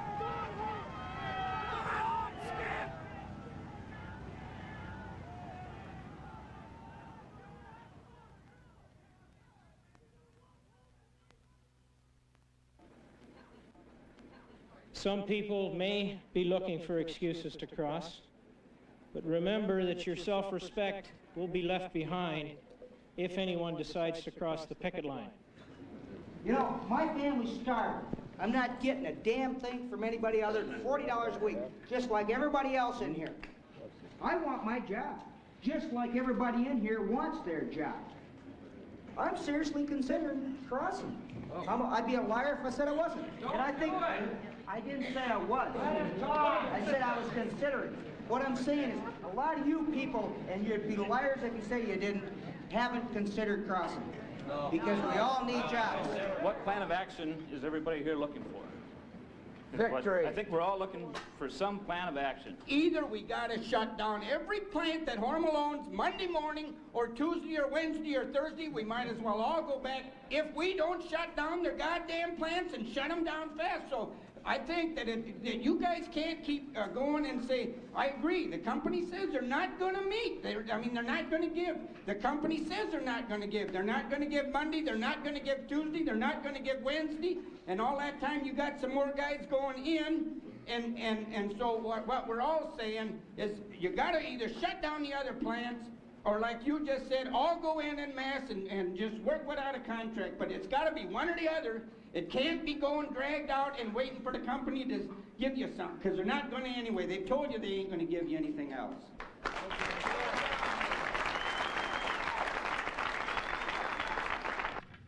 Now we're looking at shutting the other operations down. Don't you feel that that's a much more pressurizing strategy on this company at this time, especially in light of the fact that those people know that whatever happens here is going to happen to them, and we need to communicate that with them. Don't you think that that's a better position to be into? If you can't shut them down completely, you've accomplished nothing other than getting a whole lot of people fired and out of work. What I'm saying to you is, at what cost are you prepared to take roving pickets to that plant? What are you gonna do when the guys, they come up to you and say, you screwed me out of a job, now what are you gonna do? We know it, they, I'll say it. Hell, there's nothing we can do for them. It's a risk we take. No, we take, they take. Okay, it's a risk they take. We all take. Yeah, I we mean, took we're it all- when we we all- went We took it willingly, and we took it to start with. Now, all of a sudden, for our fight, we're dragging them in. When does a realization come to those folks that our fight is indeed their fight? When are we going to do it if we don't do it now? Mr. Nyberg, what will Hormel do if P9 sets up picket lines at your other plants?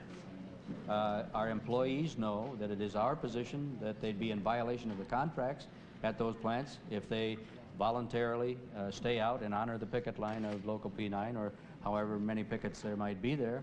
We know that if they do stay out, that they will be subject to replacement, just as employees in Austin are subject to replacement. The executive board of Local P9 decided to recommend that the picket line be extended to all other Hormel plants in an attempt to shut them down.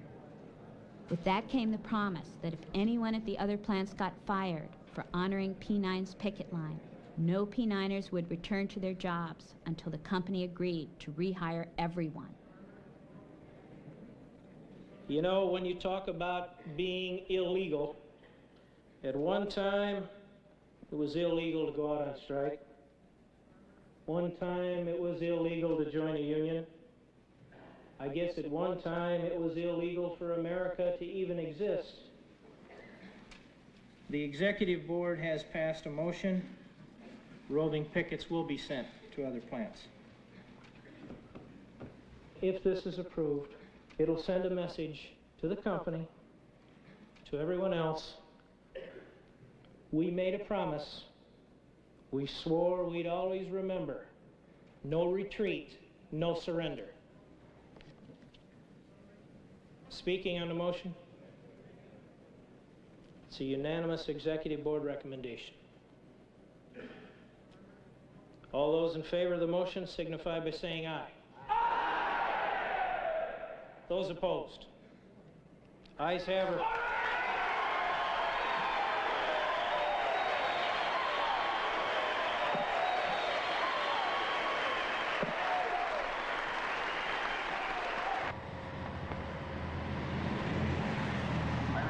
This is a Union picket line. We ask that you do not cross it. Take the day off. One damn day is all we ask. All Hormel plants will be shut up tight as a drum by Friday. There will be none running, to our knowledge. We'd appreciate your support. Go on home and have a cup of coffee. Go talk to Ma and the kids before they go to school. There's no way on God's creation that I'm going to cross their picket line. And I'm going to... When I looked at a guy I worked with for 7 years, I live in the same town he does, 22 miles up the road. And I said to him, I said, how do you feel? He said, my heart's pumping. I looked at another guy I worked with for 7 years. I said, how do you feel? He said, my heart's pumping. I said, guess what? I said, you're union people. We ain't crossing no picket lines. We ain't crossing them.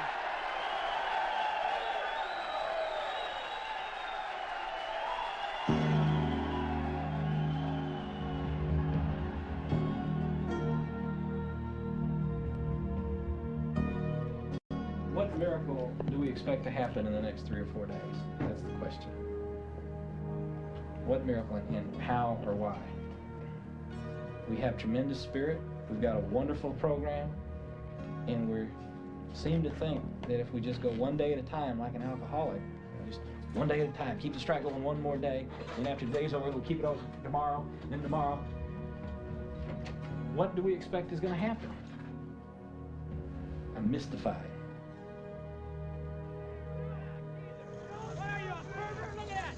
Gotta be real proud. Right there, the one.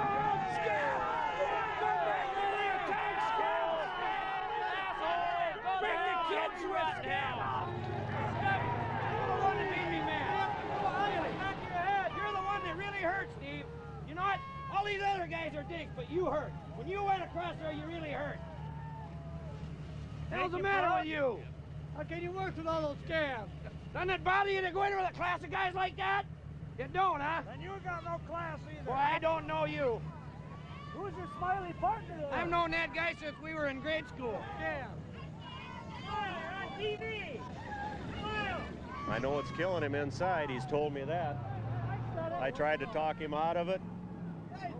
He said no, it's what he had to do. My wife and children have been my backbone. They've just, no way. They knew in their minds that if I did, I couldn't live with myself. If things haven't changed substantially in 2 or 3 days, I will base my decision on the fact that my family is #1 in my life, not my union. Are you going to go across the picket line? So it appears that at this stage of the game, well, it would be tough, but I can't see any alternative.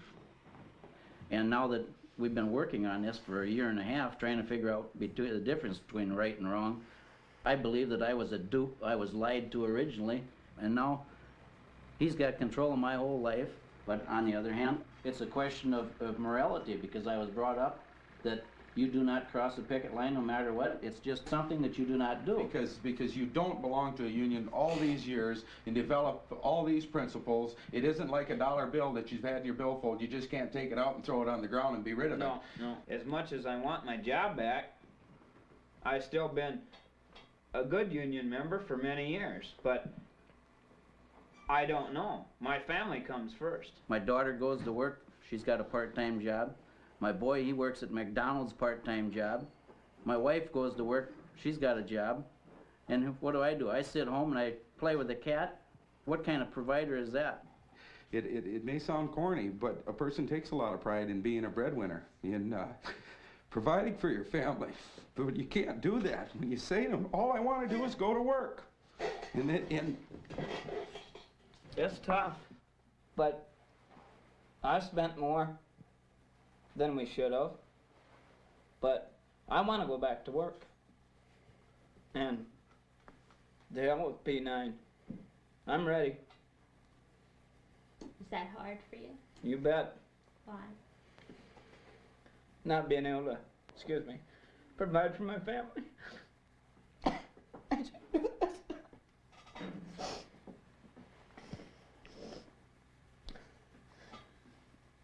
just can't talk no more.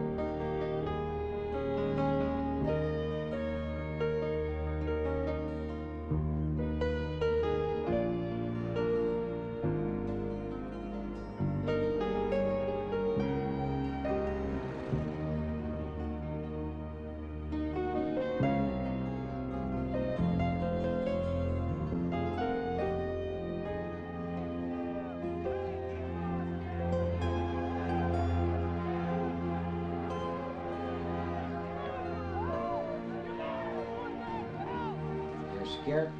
You see all them people you've worked with?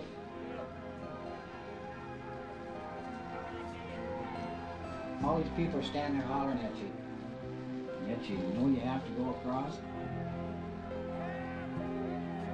And there's some in there you think, I don't care if you ever come back. But you see all these people you talk to every day, and it almost makes you cry. They're some good friends of mine.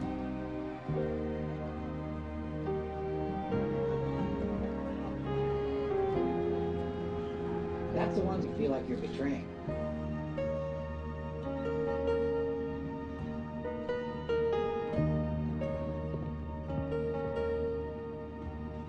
Where you guys going? We're going to work. You got a pass for that? I just... your cards, man. Just our normal cards. You want to see them? Yeah, you got... Okay. You know him plays, or you? No. Not by any stretch of the imagination. To some, staying out no longer makes sense. There is more here than a town divided, as brother watches brother cross the line in a place not big enough for anyone to hide for very long. He won't be my brother if he crosses the line.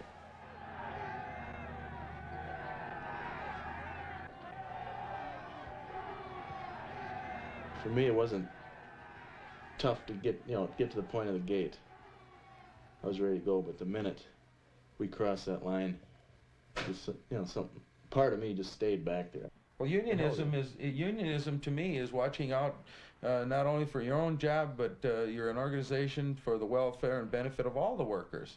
And now, for this moment, we aren't, because we left them. I wasn't always an extra president. I used to work in the grocery stores, and I know what it is to work for peanuts. No, and you think that I like the fact that we, that our people got to roll their wages back a little bit? I don't. But I'll tell you what, I don't take people over a cliff. There's an old rule in the labor movement. Anybody can put people on the street. It takes a man to put them back to work. No, I'm sorry I said that. It takes a man or a woman to put them back to work. Now is the time to settle it. Hopefully we can work it out through the course of our local union. If we don't, then in a relatively short period of time, I'll settle it. Question. I'll settle it. How will you settle it? I just told you I'll settle it. I have a meeting. Thank you. The United Food and Commercial Workers Union today ordered 1,000 members of its own meat packers local to end their bitter 7-month strike against Hormel in Austin, Minnesota. The international union said it had lifted its sanction of the walkout and cut off $40 a week benefits to strikers, but pickets remained in place through the day. It is a strike, those on the line say, is becoming symbolic of the struggle to keep trade unions alive. Hey,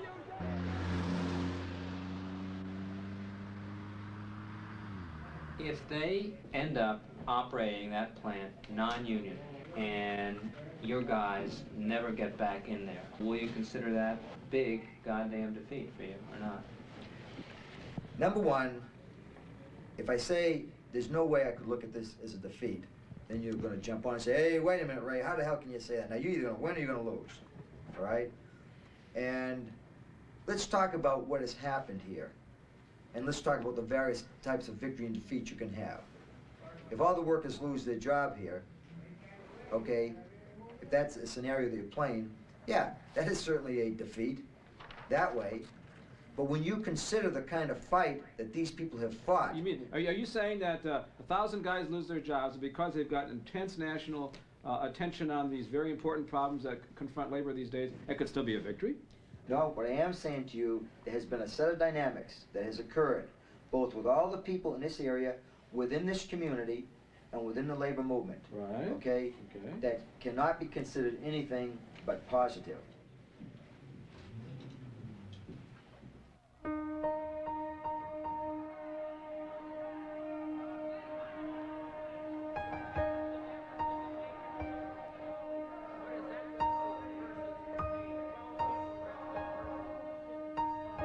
I think that we at P9 started a small labor dispute. It quickly escalated into a labor dispute that represented a lot of things. Taking on one of the corporate giants in an industry, taking on one of the largest international unions in the country, and really recognizing the forces that working people have to deal with.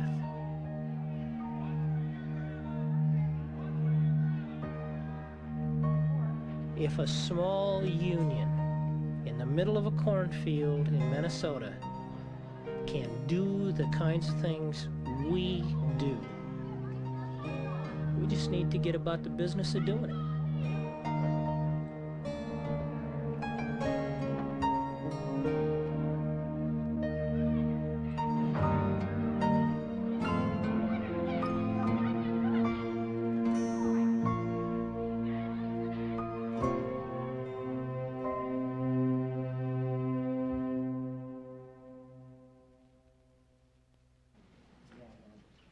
I don't believe the membership elects leaders to be heroes at their expense. Talks about dignity and everybody going back together. What the hell dignity is there when you don't have a job? There's no dignity at all.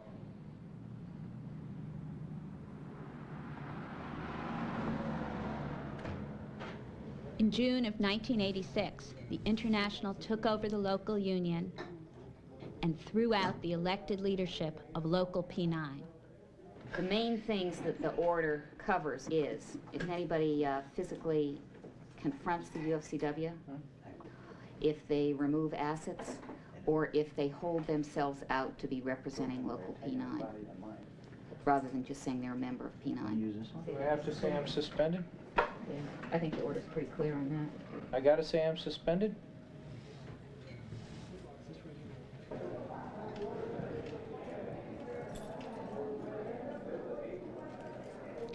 The International Union negotiated a settlement with Hormel, whereby the people who crossed the picket line would receive the same wages and benefits as workers at the other Hormel plants, $10.25 per hour.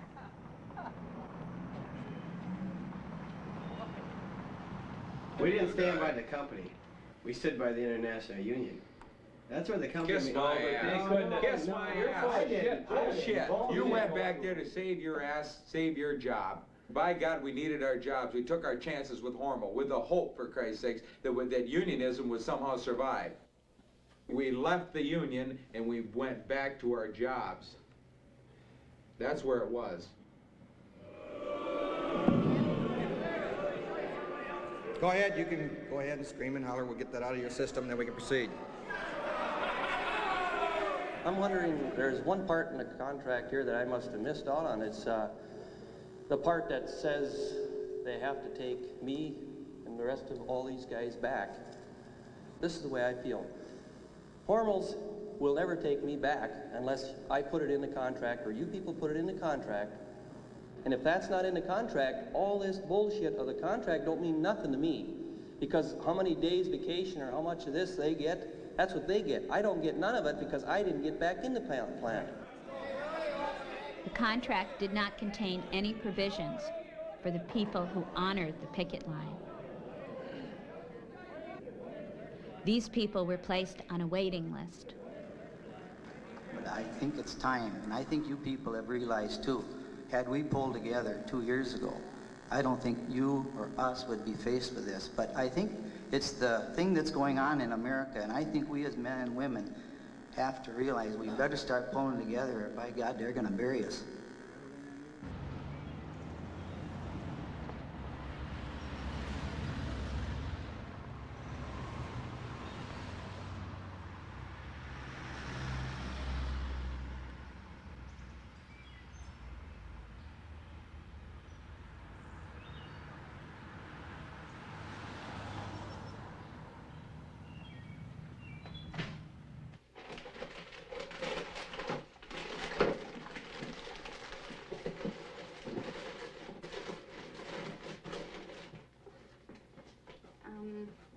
Part of why it's going to be so hard to leave is because I'm going to have to leave my mom and dad. And my dad's still out on strike, and I feel like I'm abandoning him almost. But we feel like we have to get on with our lives for the kids. And they need a normal type of atmosphere they can grow up in. And I know my dad will be okay because he's a survivor. And he knows that we're still behind him 100%. We're not abandoning him. We're just taking our fight somewhere else. As far as the strike goes, it's just, it was time. It was past time. And Mike took a stand and he refused to go across the picket line. And I'm glad he wouldn't, because I wouldn't have wanted him to.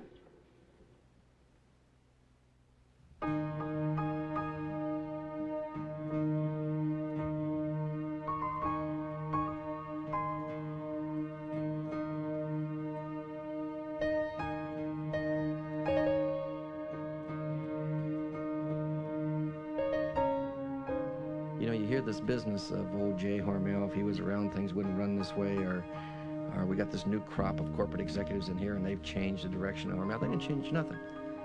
Hormel changed because it was to their advantage to change.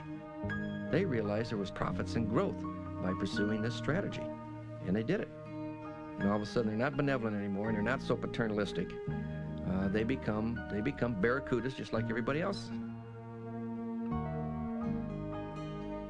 We just can't look to unions and say, unions, you got to stop this. It's going to take a combination of outrage from American people about what corporations do. Forget about whether you support a union or you don't support a union. Is it right for these companies to do this? It just can't be dealt with just on the picket line and just at the bargaining table.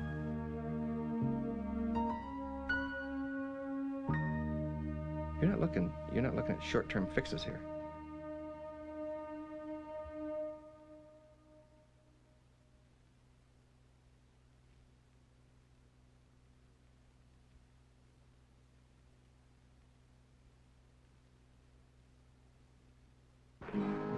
When the union's inspiration through the workers' blood shall run, there will be no power greater anywhere beneath the sun.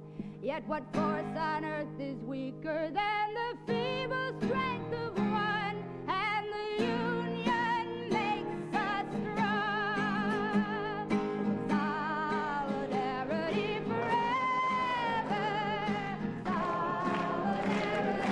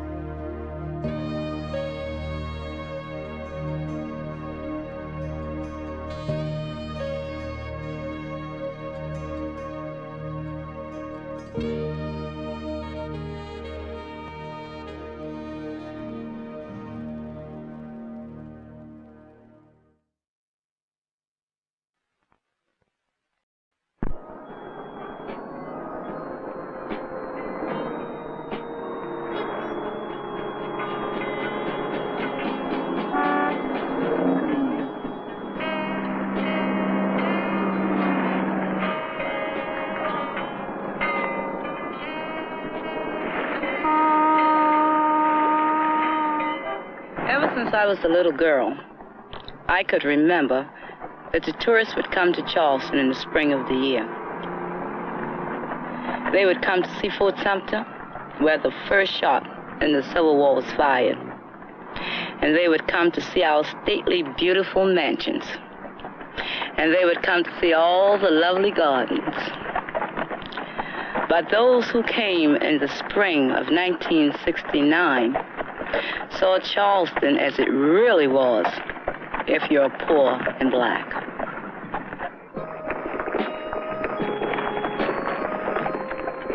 We as black people in South Carolina have awakened to the fact that we are no longer afraid of the white man, and that we want to be recognized, not because of our race, but because we are human beings.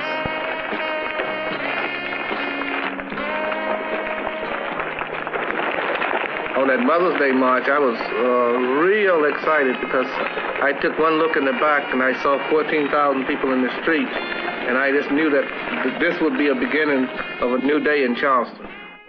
It was a new day in Charleston. The hospital workers had gotten sick and tired of being sick and tired. The Mother's Day March was a thing that brought folks from all over the country to our support. All the different labor unions came, different organizations, just everybody. It all started when 400 hospital workers decided to organize a union. And when the medical college fired 12 people, we just had to go on strike. Of course, a week later, County Hospital joined us in the strike.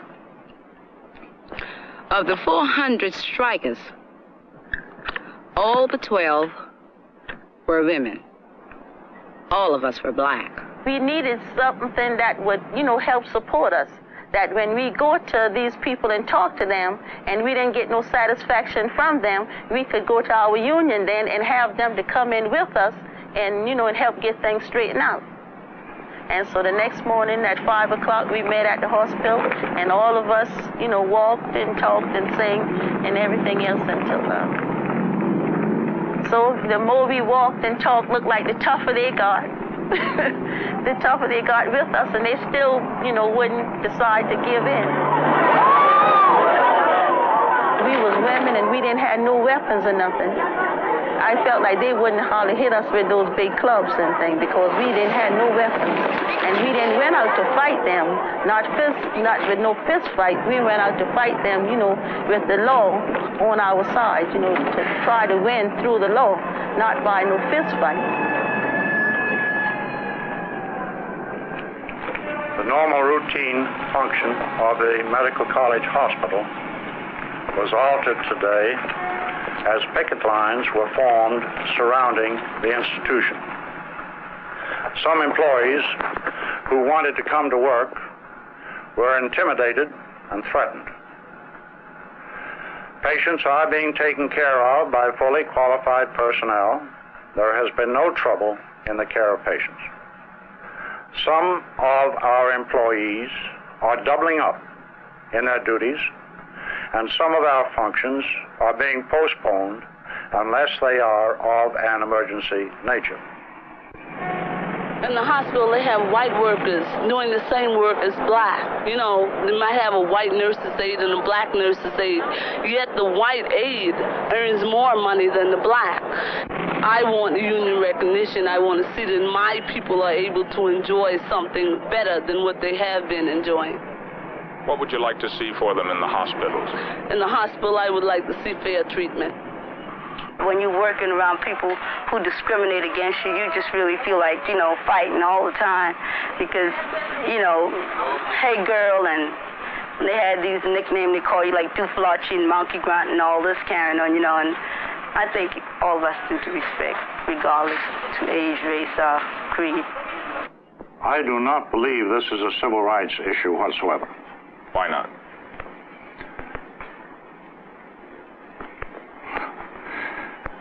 I just don't believe it's a civil rights issue. They are working for wages at jobs which have no relation to race, creed, sex, or anything else.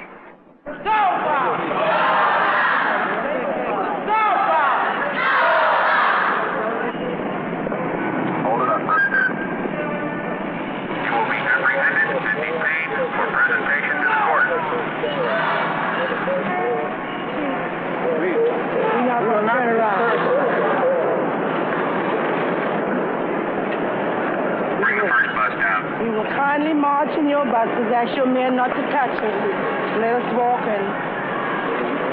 These workers are well aware of the policy of this department that minimum force will be used. No unnecessary force is used in these contexts.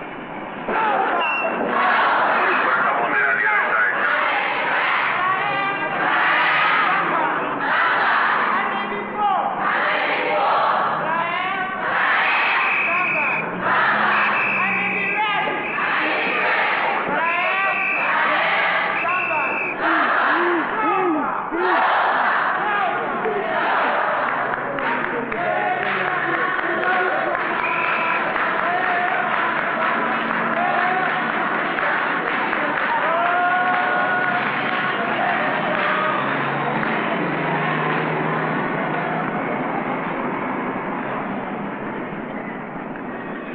Was rough, and we needed Reverend Abernathy and the SCLC staff to mobilize the black community of Charleston behind our struggle. That night, we had a big rally at the Fourth Baptist Church, and the people of Charleston really came out to our support. About the fifth speech that I have made in Charleston. And every time I have been here, I've been taken to see the historical sites of this city. I don't want to see any more historical sites.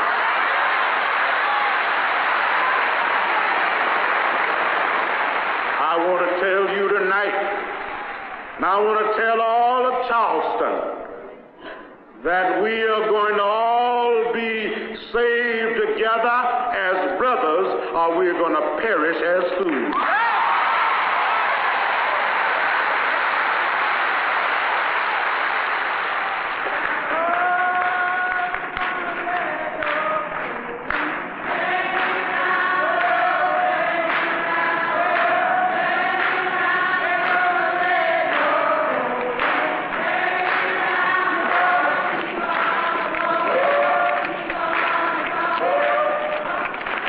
Reverend Abernathy was arrested for the first time in Charleston. Leon Davis, the head of the local 1199 in New York, also was jailed.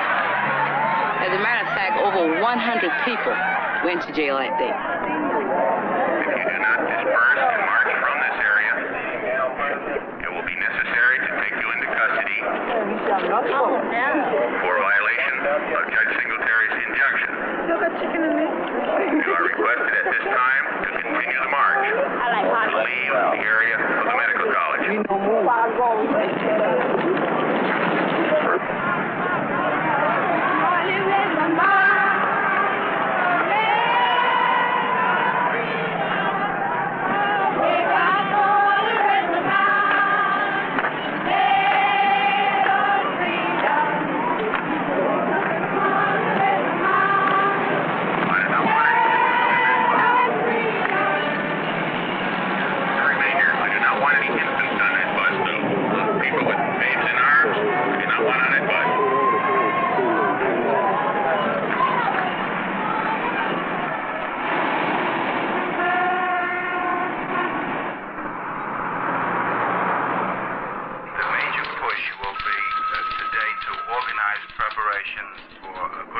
At the Calvary Baptist Church, and also to make plans to get the turnout and the thing in operation in Washington tomorrow.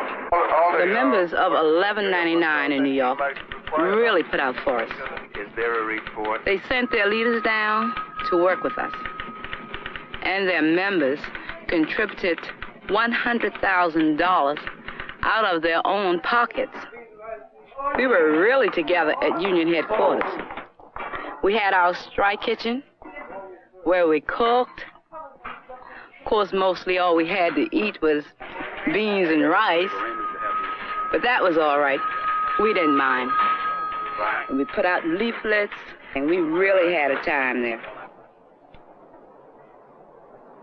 There were times when I was hardly ever home during the day, and well, the children was left a lot of times to themselves, made a lot of sacrifices.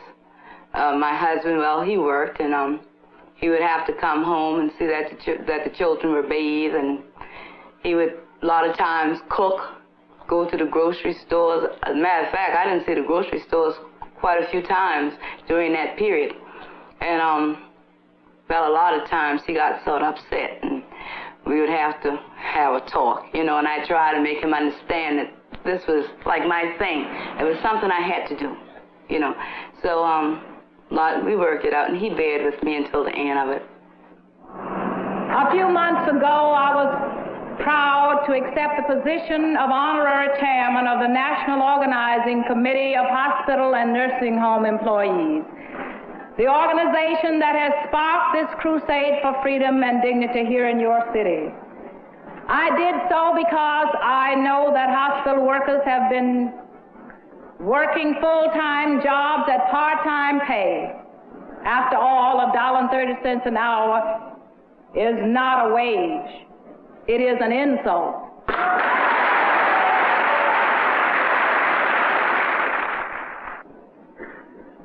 I also have another interest for being here, and that is many of the hospital workers throughout our nation are women, black women, many of whom are the main supporters of their families. I feel that the black woman in our nation, the black working woman, is perhaps the most discriminated against of all of the working women, the black woman. And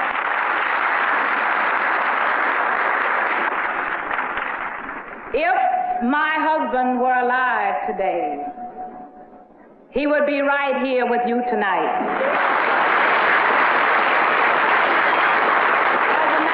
My husband often said that $11.99 in New York was his favorite union.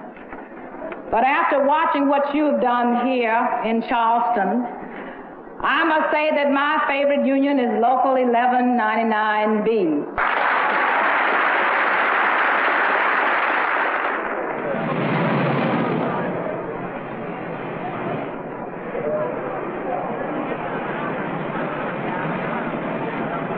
There were times when we were so depressed in Charleston.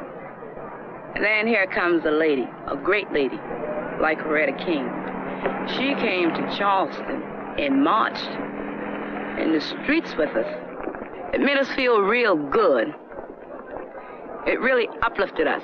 It gave us the strength and the courage that we needed to face the folks of Charleston and do what was necessary to win the strike.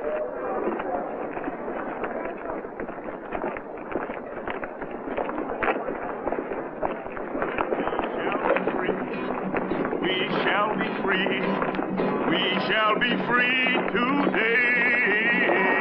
For deep in my heart, I do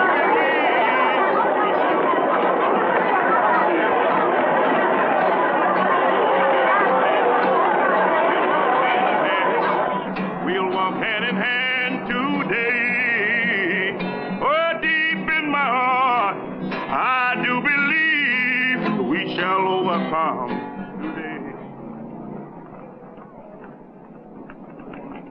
Did today's march have any effect on the state's position? Well, no march and no action that anybody can take can have any effect on the state's position when it comes to union recognition and collective bargaining.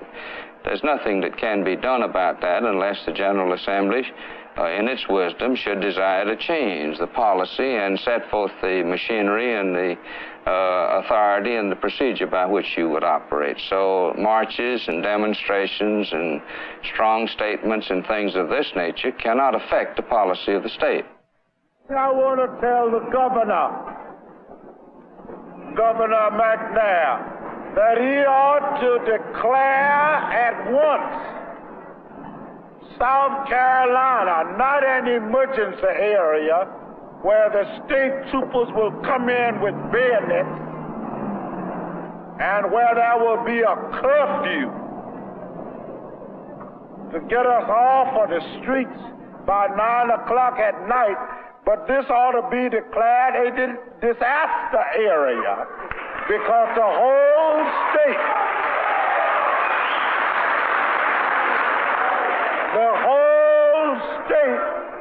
ought to be on welfare. It's the poorest state I've ever seen.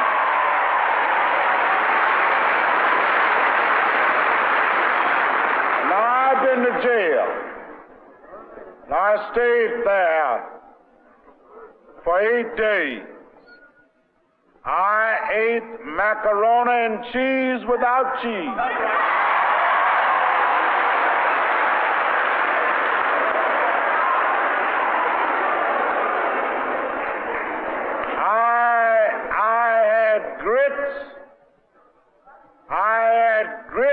For breakfast, and for dinner I had leftover grits from breakfast.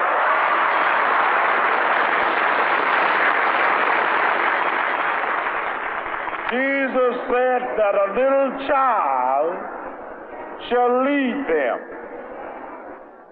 The black ministers worked closely with Reverend Abernathy. They gave us their churches for the rallies. They helped us raise funds. And I'm saying to you this evening, go back home and tell your mother and tell your father that Ralph Abernathy said that you are a traitor if you go to school, that you can learn more in standing up and marching with Local 1199 than you can in any schoolhouse here in Charleston, South Carolina.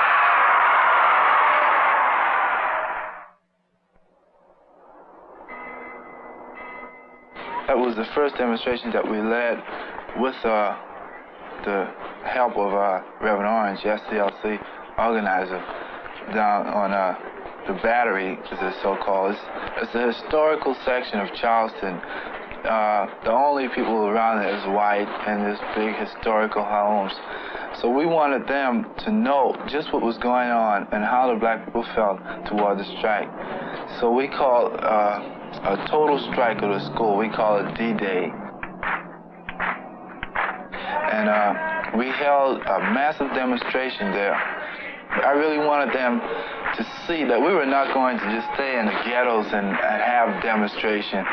That if we could go in their own community and raise as much hell as we want to, then they know why we're raising all the hell by the hospitals and in the ghettos.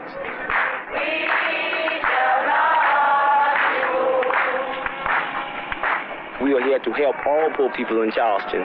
Since we will be the leaders of tomorrow and we'll be living in Charleston, we feel as if though we should come in better things now so that we wouldn't be in the same predicament that these people are in now. And we are determined that we are going to win this fight. Definitely, we may not have all the participants that we want, but we will get them eventually.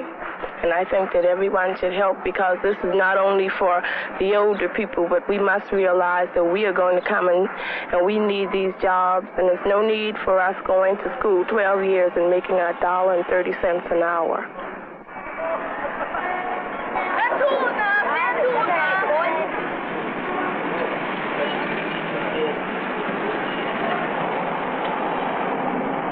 You are directed to disperse and return to your homes, or you will be arrested for violation of this lawful order to disperse.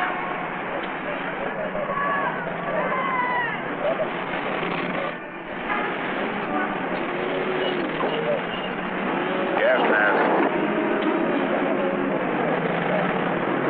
Of all the folks who help us in Charleston, I feel it was the students who did the most to really help us win the strike. They went out there and they did just what was necessary. More than 1,000 of us went to jail during the strike. As a matter of fact, It was like a badge of honor to go to jail. I was in jail twice. My kids were in jail, too.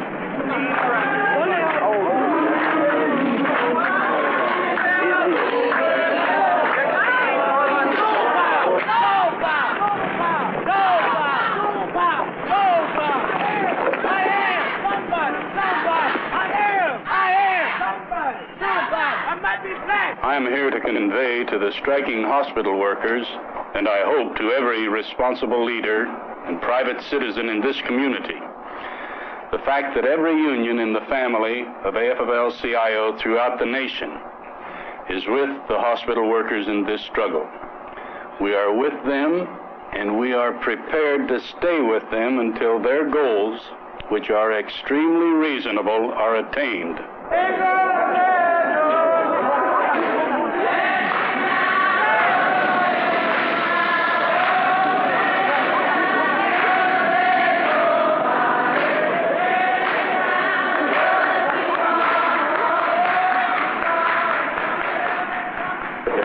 Night marches in Charleston. They are prohibited. And this is a night march in the streets of Charleston, regardless of what you call it. We are not engaged in a march. We are engaged in a prayer vigil where you pray. We are peaceful, and we are headed to our spot where we will have our vigil, where we will be in prayer all night for the hospital workers and for those who continue to deny us justice and equality and a livable wage. The crowd is not dispersed immediately and go peacefully to your home. It will be necessary for me to start making arrests. Everybody kneel down.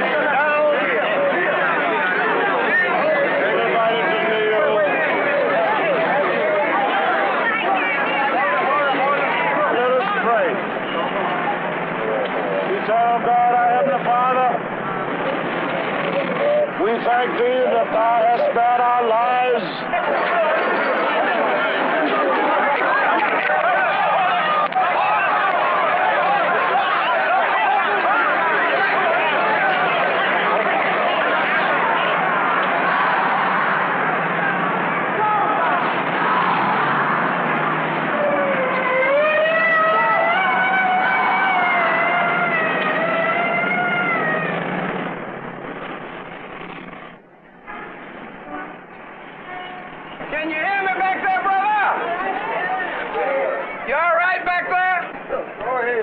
All we want to say is that we can't win this fight unless we all stick together. Reverend Abernathy can go to jail twice for this town. He's down there in jail now under $50,000 bond. Now, he doesn't like jail. He's in jail because he knows that he's got to do everything he can to support poor people. Right. Now, you have to support poor people, too, because you are poor people. That's right.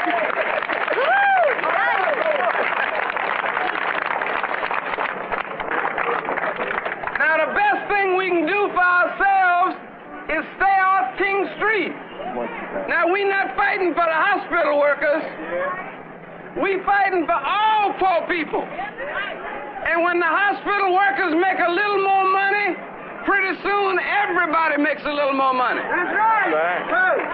Now the only way we can keep this thing going is if we can stay out of downtown and keep our money in our pockets. That's for sure. All right? Right. Now stay off there, keep your money in your pocket, hold on to it till the eagle grins. That's for sure. Mr. Young, you please ask your followers to disperse. I'm talking to the officers of this state. We just want to let you know that we are marching for you. You don't get enough salary either. We're going back that way down to the next door and follow Brother Ford.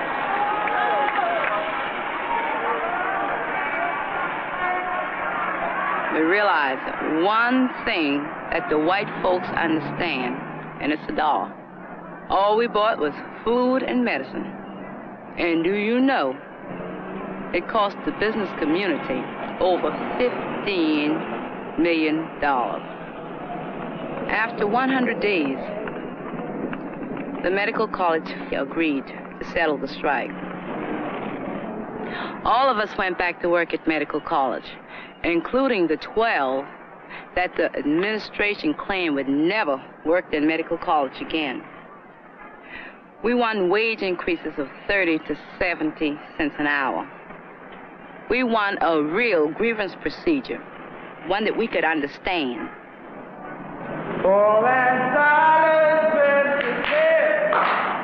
It took another 13 days before the county hospital strike was settled. So the workers just had to keep keeping on until it was settled.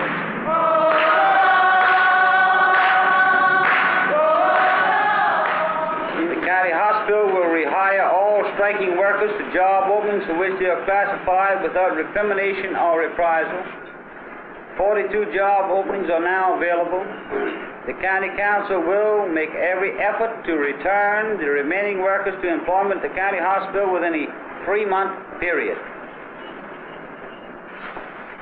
On behalf of the striking workers and chairman of that group, the workers of the county hospital who have been out on strike have agreed to end their strike of 113 days and return to work. In keeping with the agreement reached with the county council, we have met with members of the council for the past 3 days, and we are confident that all workers will be reinstated in much less than the 90 days mentioned in the agreement.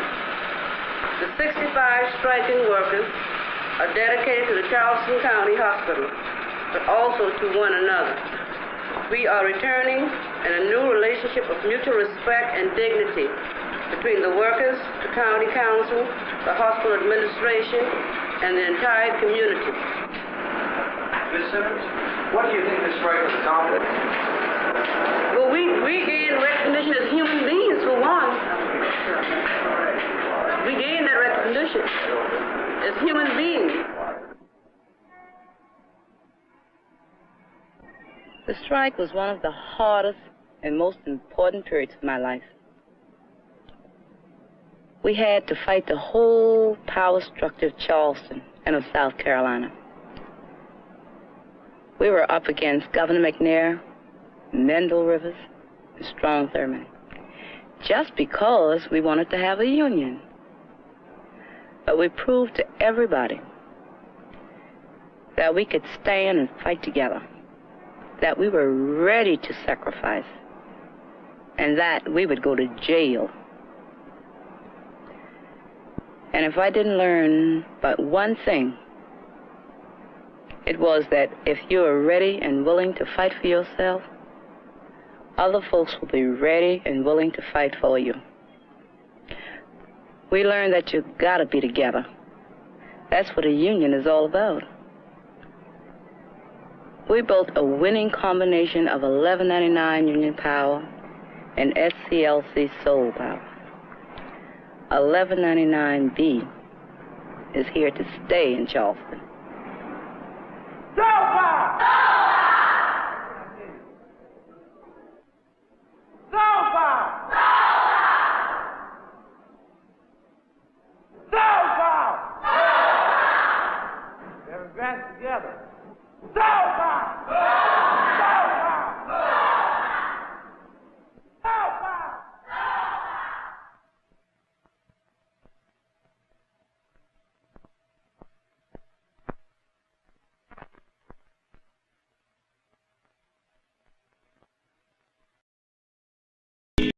Trouble in the air over my head. I see trouble. Montgomery, Alabama, 1960. City of the famous bus boycott. I see trouble in the air. The Dexter Avenue Baptist Church, whose pastor was Martin Luther King. Officers of the peace, citizens of Montgomery, waiting as Negroes prepare to march on the municipal building in support of sit-ins who demonstrate against lunch counter segregation. I see trouble in the air over my head. I see trouble in the air. There must be a God somewhere.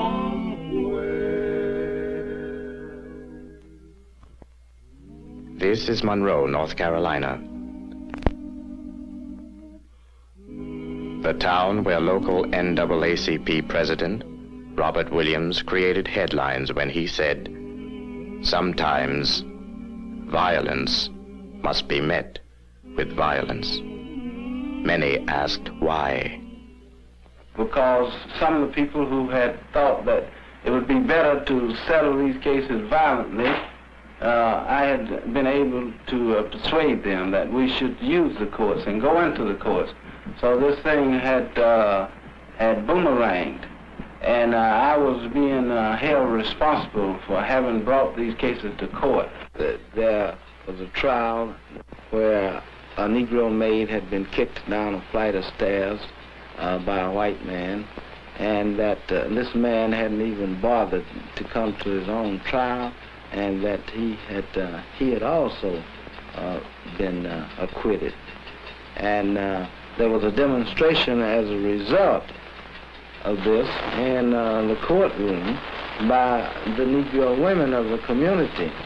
And they had approached me and had said, well, you said that you would see that these people would be punished because through the organization we would have competent counsel, and that if it hadn't been for you, that these people would have been punished. And they wanted to know what I would recommend that they do from then on. And so I recommended that they meet violence with violence, that Negroes must be prepared to repulse attacks, that they must be willing to fight, that they must be willing to die and to kill if necessary, that there was no law, no 14th Amendment to the United States Constitution of equal protection in the South, and that therefore they didn't have any deterrent, so they would have to create the deterrent force themselves by meeting violence with violence. Nightmares are not the sole property of Southern sleepers. This is Brooklyn, New York, where headlines tell of repeated incidents of police brutality. Perhaps I'm not the right person to talk about this case, but I feel it so deeply and so closely that I'll not rest until somebody pays for the death of Al Garrett, were he my brother.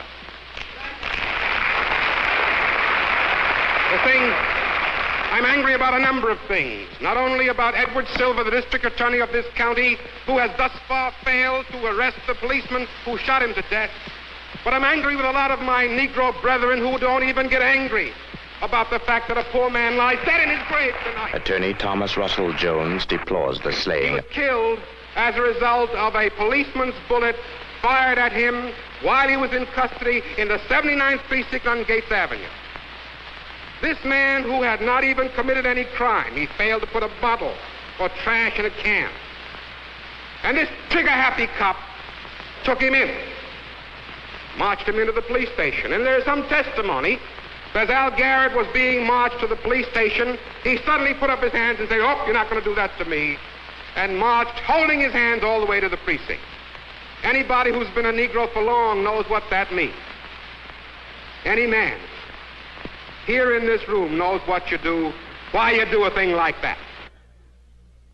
Greenville, South Carolina.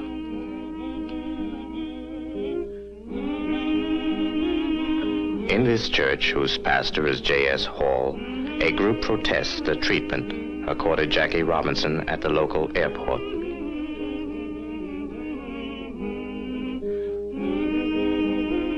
Local NAACP President A.J. Wittenberg describes the incident. The manager of this airport told them that this was not the waiting room for Negroes, that the one around at the back at the side. Mr. Robinson came and told them that he was an interstate passenger, that surrogation was unlawful. Then he summons the policeman and told the policeman, if these Negroes sit down, arrest them. Mr. Robinson said to this manager, that if I sit down, will you really arrest me and I'm an interstate passenger? He really said yes. He said, you a Negro, aren't you? Walk together, children, don't you get weary. Walk together, children. They are marching on the airport. Walk together, children, don't you get weary. There's a great camp meeting in the promised land. Going to mourn and never tire. Mourn and never tire. Words of protest are read there as a group remains outside singing. There's a great camp meeting in the promised land. Walk together, children. Youths march in the streets of the nation's capital, petitioning for integrated schools. Walk together, children.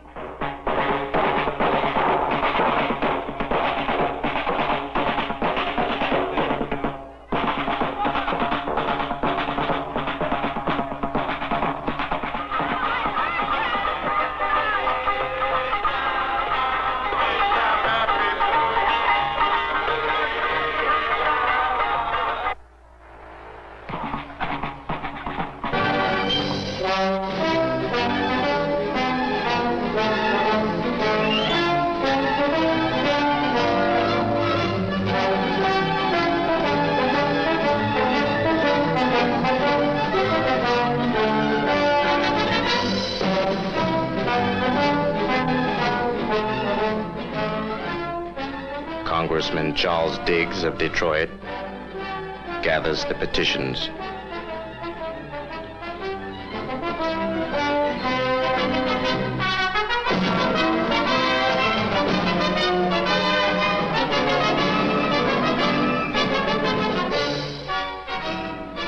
A voice from Africa. Our struggle, Tom Maboya of Kenya. Struggle, a human struggle. The struggle in Africa is one for nothing less and nothing more than the eradication of poverty, disease, and ignorance. And in this context, you and ourselves are all engaged in the same struggle that can aptly be summarized in terms of a struggle for political freedom, for economic opportunity, and for human dignity. This is my message to you. And I, and millions of other people, join you today in solidarity for the success of the struggle in which we are all involved. Thank you. A voice from America. Martin Luther King. As I stand here and look out upon the thousands of Negro faces and the thousands of white faces intermingle like the waters of a river, I see only one face. That is the face of the future.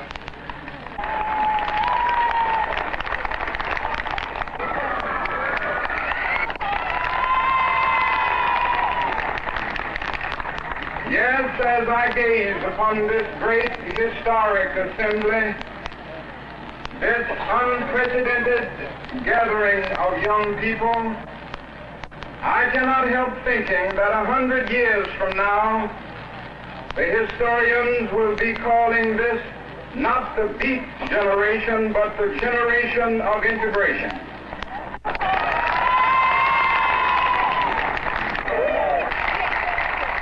And Bayard Rustin. On October 25th, we came here 10,000 strong, and we didn't see anybody. We said we would come again and again and again. We doubled the number, and this time we got into the White House. My friends, that is the most important meaning of today's session. That we acted, black and white together, old and young, but mostly much younger than I am, and you have done your job, you have won your victory, and you can go back home and tell everybody that you come home with a victory of having had 4 young people your own age speak to the power of this nation in the White House. And This is a victory, and the dawn is dimly seen. Only dimly. This is not Montgomery, nor Monroe. This is Glendale, Queens, in the city of New York. A Negro mother speaks. In order to get a better education for our children, we were ready, willing, and anxious to go to other schools. We had been asked that the parents not go to Glendale because of the tension from the parents in Glendale. The schools to which we were going, the parents of those schools did not want our children there. Children from Bedford-Stuyvesant's overcrowded schools were being transferred to the spacious ones in Glendale. Some of the parents did not send their children. However, the ones that were anxious for their children to get a good education, they didn't fear anything, because when you are anxious to achieve something, you forget about fear. A reporter interviews some of the picketing mothers. Do your children go to this school, ma'am? No, they don't. They go to a religious school not far away. Well, what is the reason for your presence on the picket line today? I believe the children in the Bedford-Stuyvesant area deserve their own school. They shouldn't have to be bussed and used as pawns by politicians. You, ma'am, how many? 2. You have 2 children. Mm-hmm. Are you going to keep them out? I couldn't say that right now. Did you keep them out today? Yes. What was the reason? Your reason? I'm protesting the school transfer because they're bypassing underutilized schools. There's other schools they can put these children in. So there's no reason for this transfer. Well, do you feel there are other schools in their own neighborhood? That's right. These children shouldn't be shipped 3-4 miles. Is there any hint of segregation in this present protest? No, definitely not.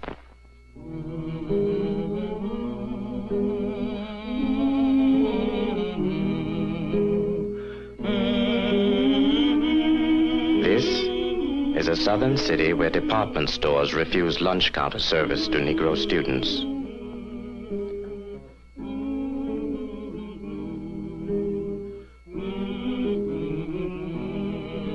Warnings of arrest, threats of jail terms, and violence all fail to put out what burns in the hearts and minds of the youngsters.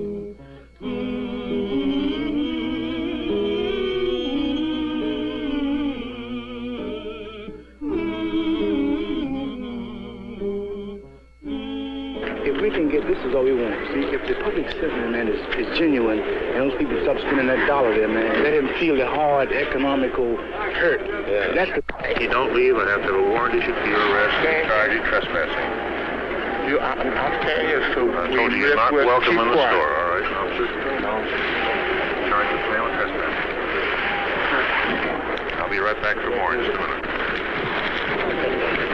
Take care of it. Yes, sir. Do you leave the store? You will not leave the store. for a warrant for your arrest if you don't leave. Is that right? You understand that? Yeah. Please stay out of this now. I'm talking to her.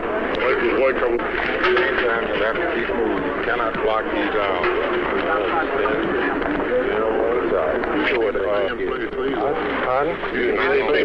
Same position these people are if you don't leave. We'll get you moved now. Let's get you moved. We're not having this trouble with anybody, but charge you with trespassing. No, you go have the right to be here. Okay, man.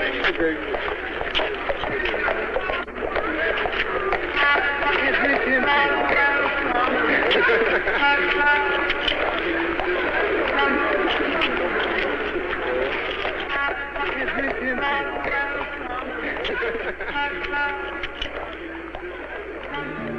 Shall overcome. We shall overcome.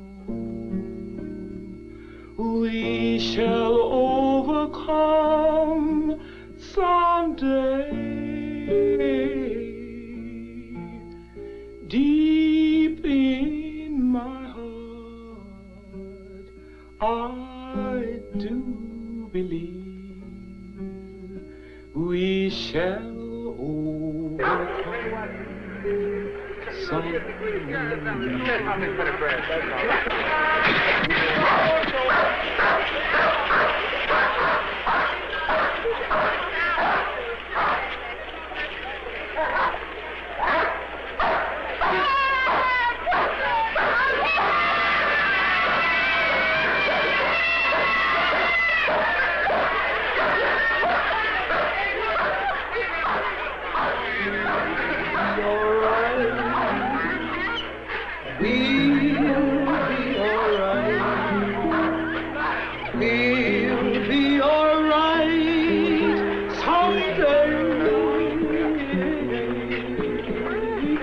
Deep in my heart, I do believe that we'll be alright.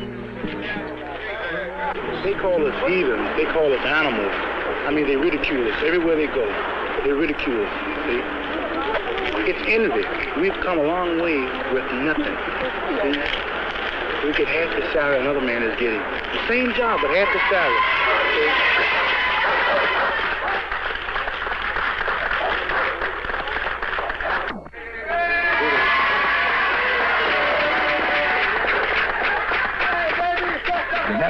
That means a whole lot to know that you aren't in some mud hole trying to fight for something and nobody else gets it down, but that your fellow Negroes are with you, and that means an awful lot to anyone who's fighting for something, for an ideal.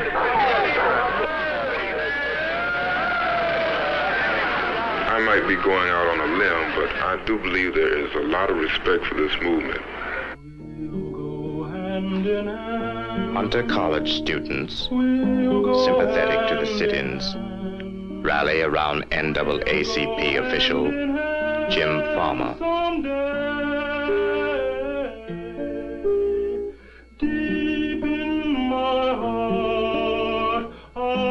And Jackie Robinson.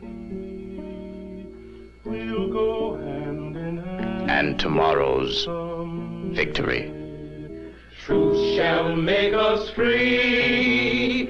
Truth shall make us free. Truth shall make us free someday. Deep in my heart, I do believe truth shall make us free someday. We shall overcome. We shall overcome.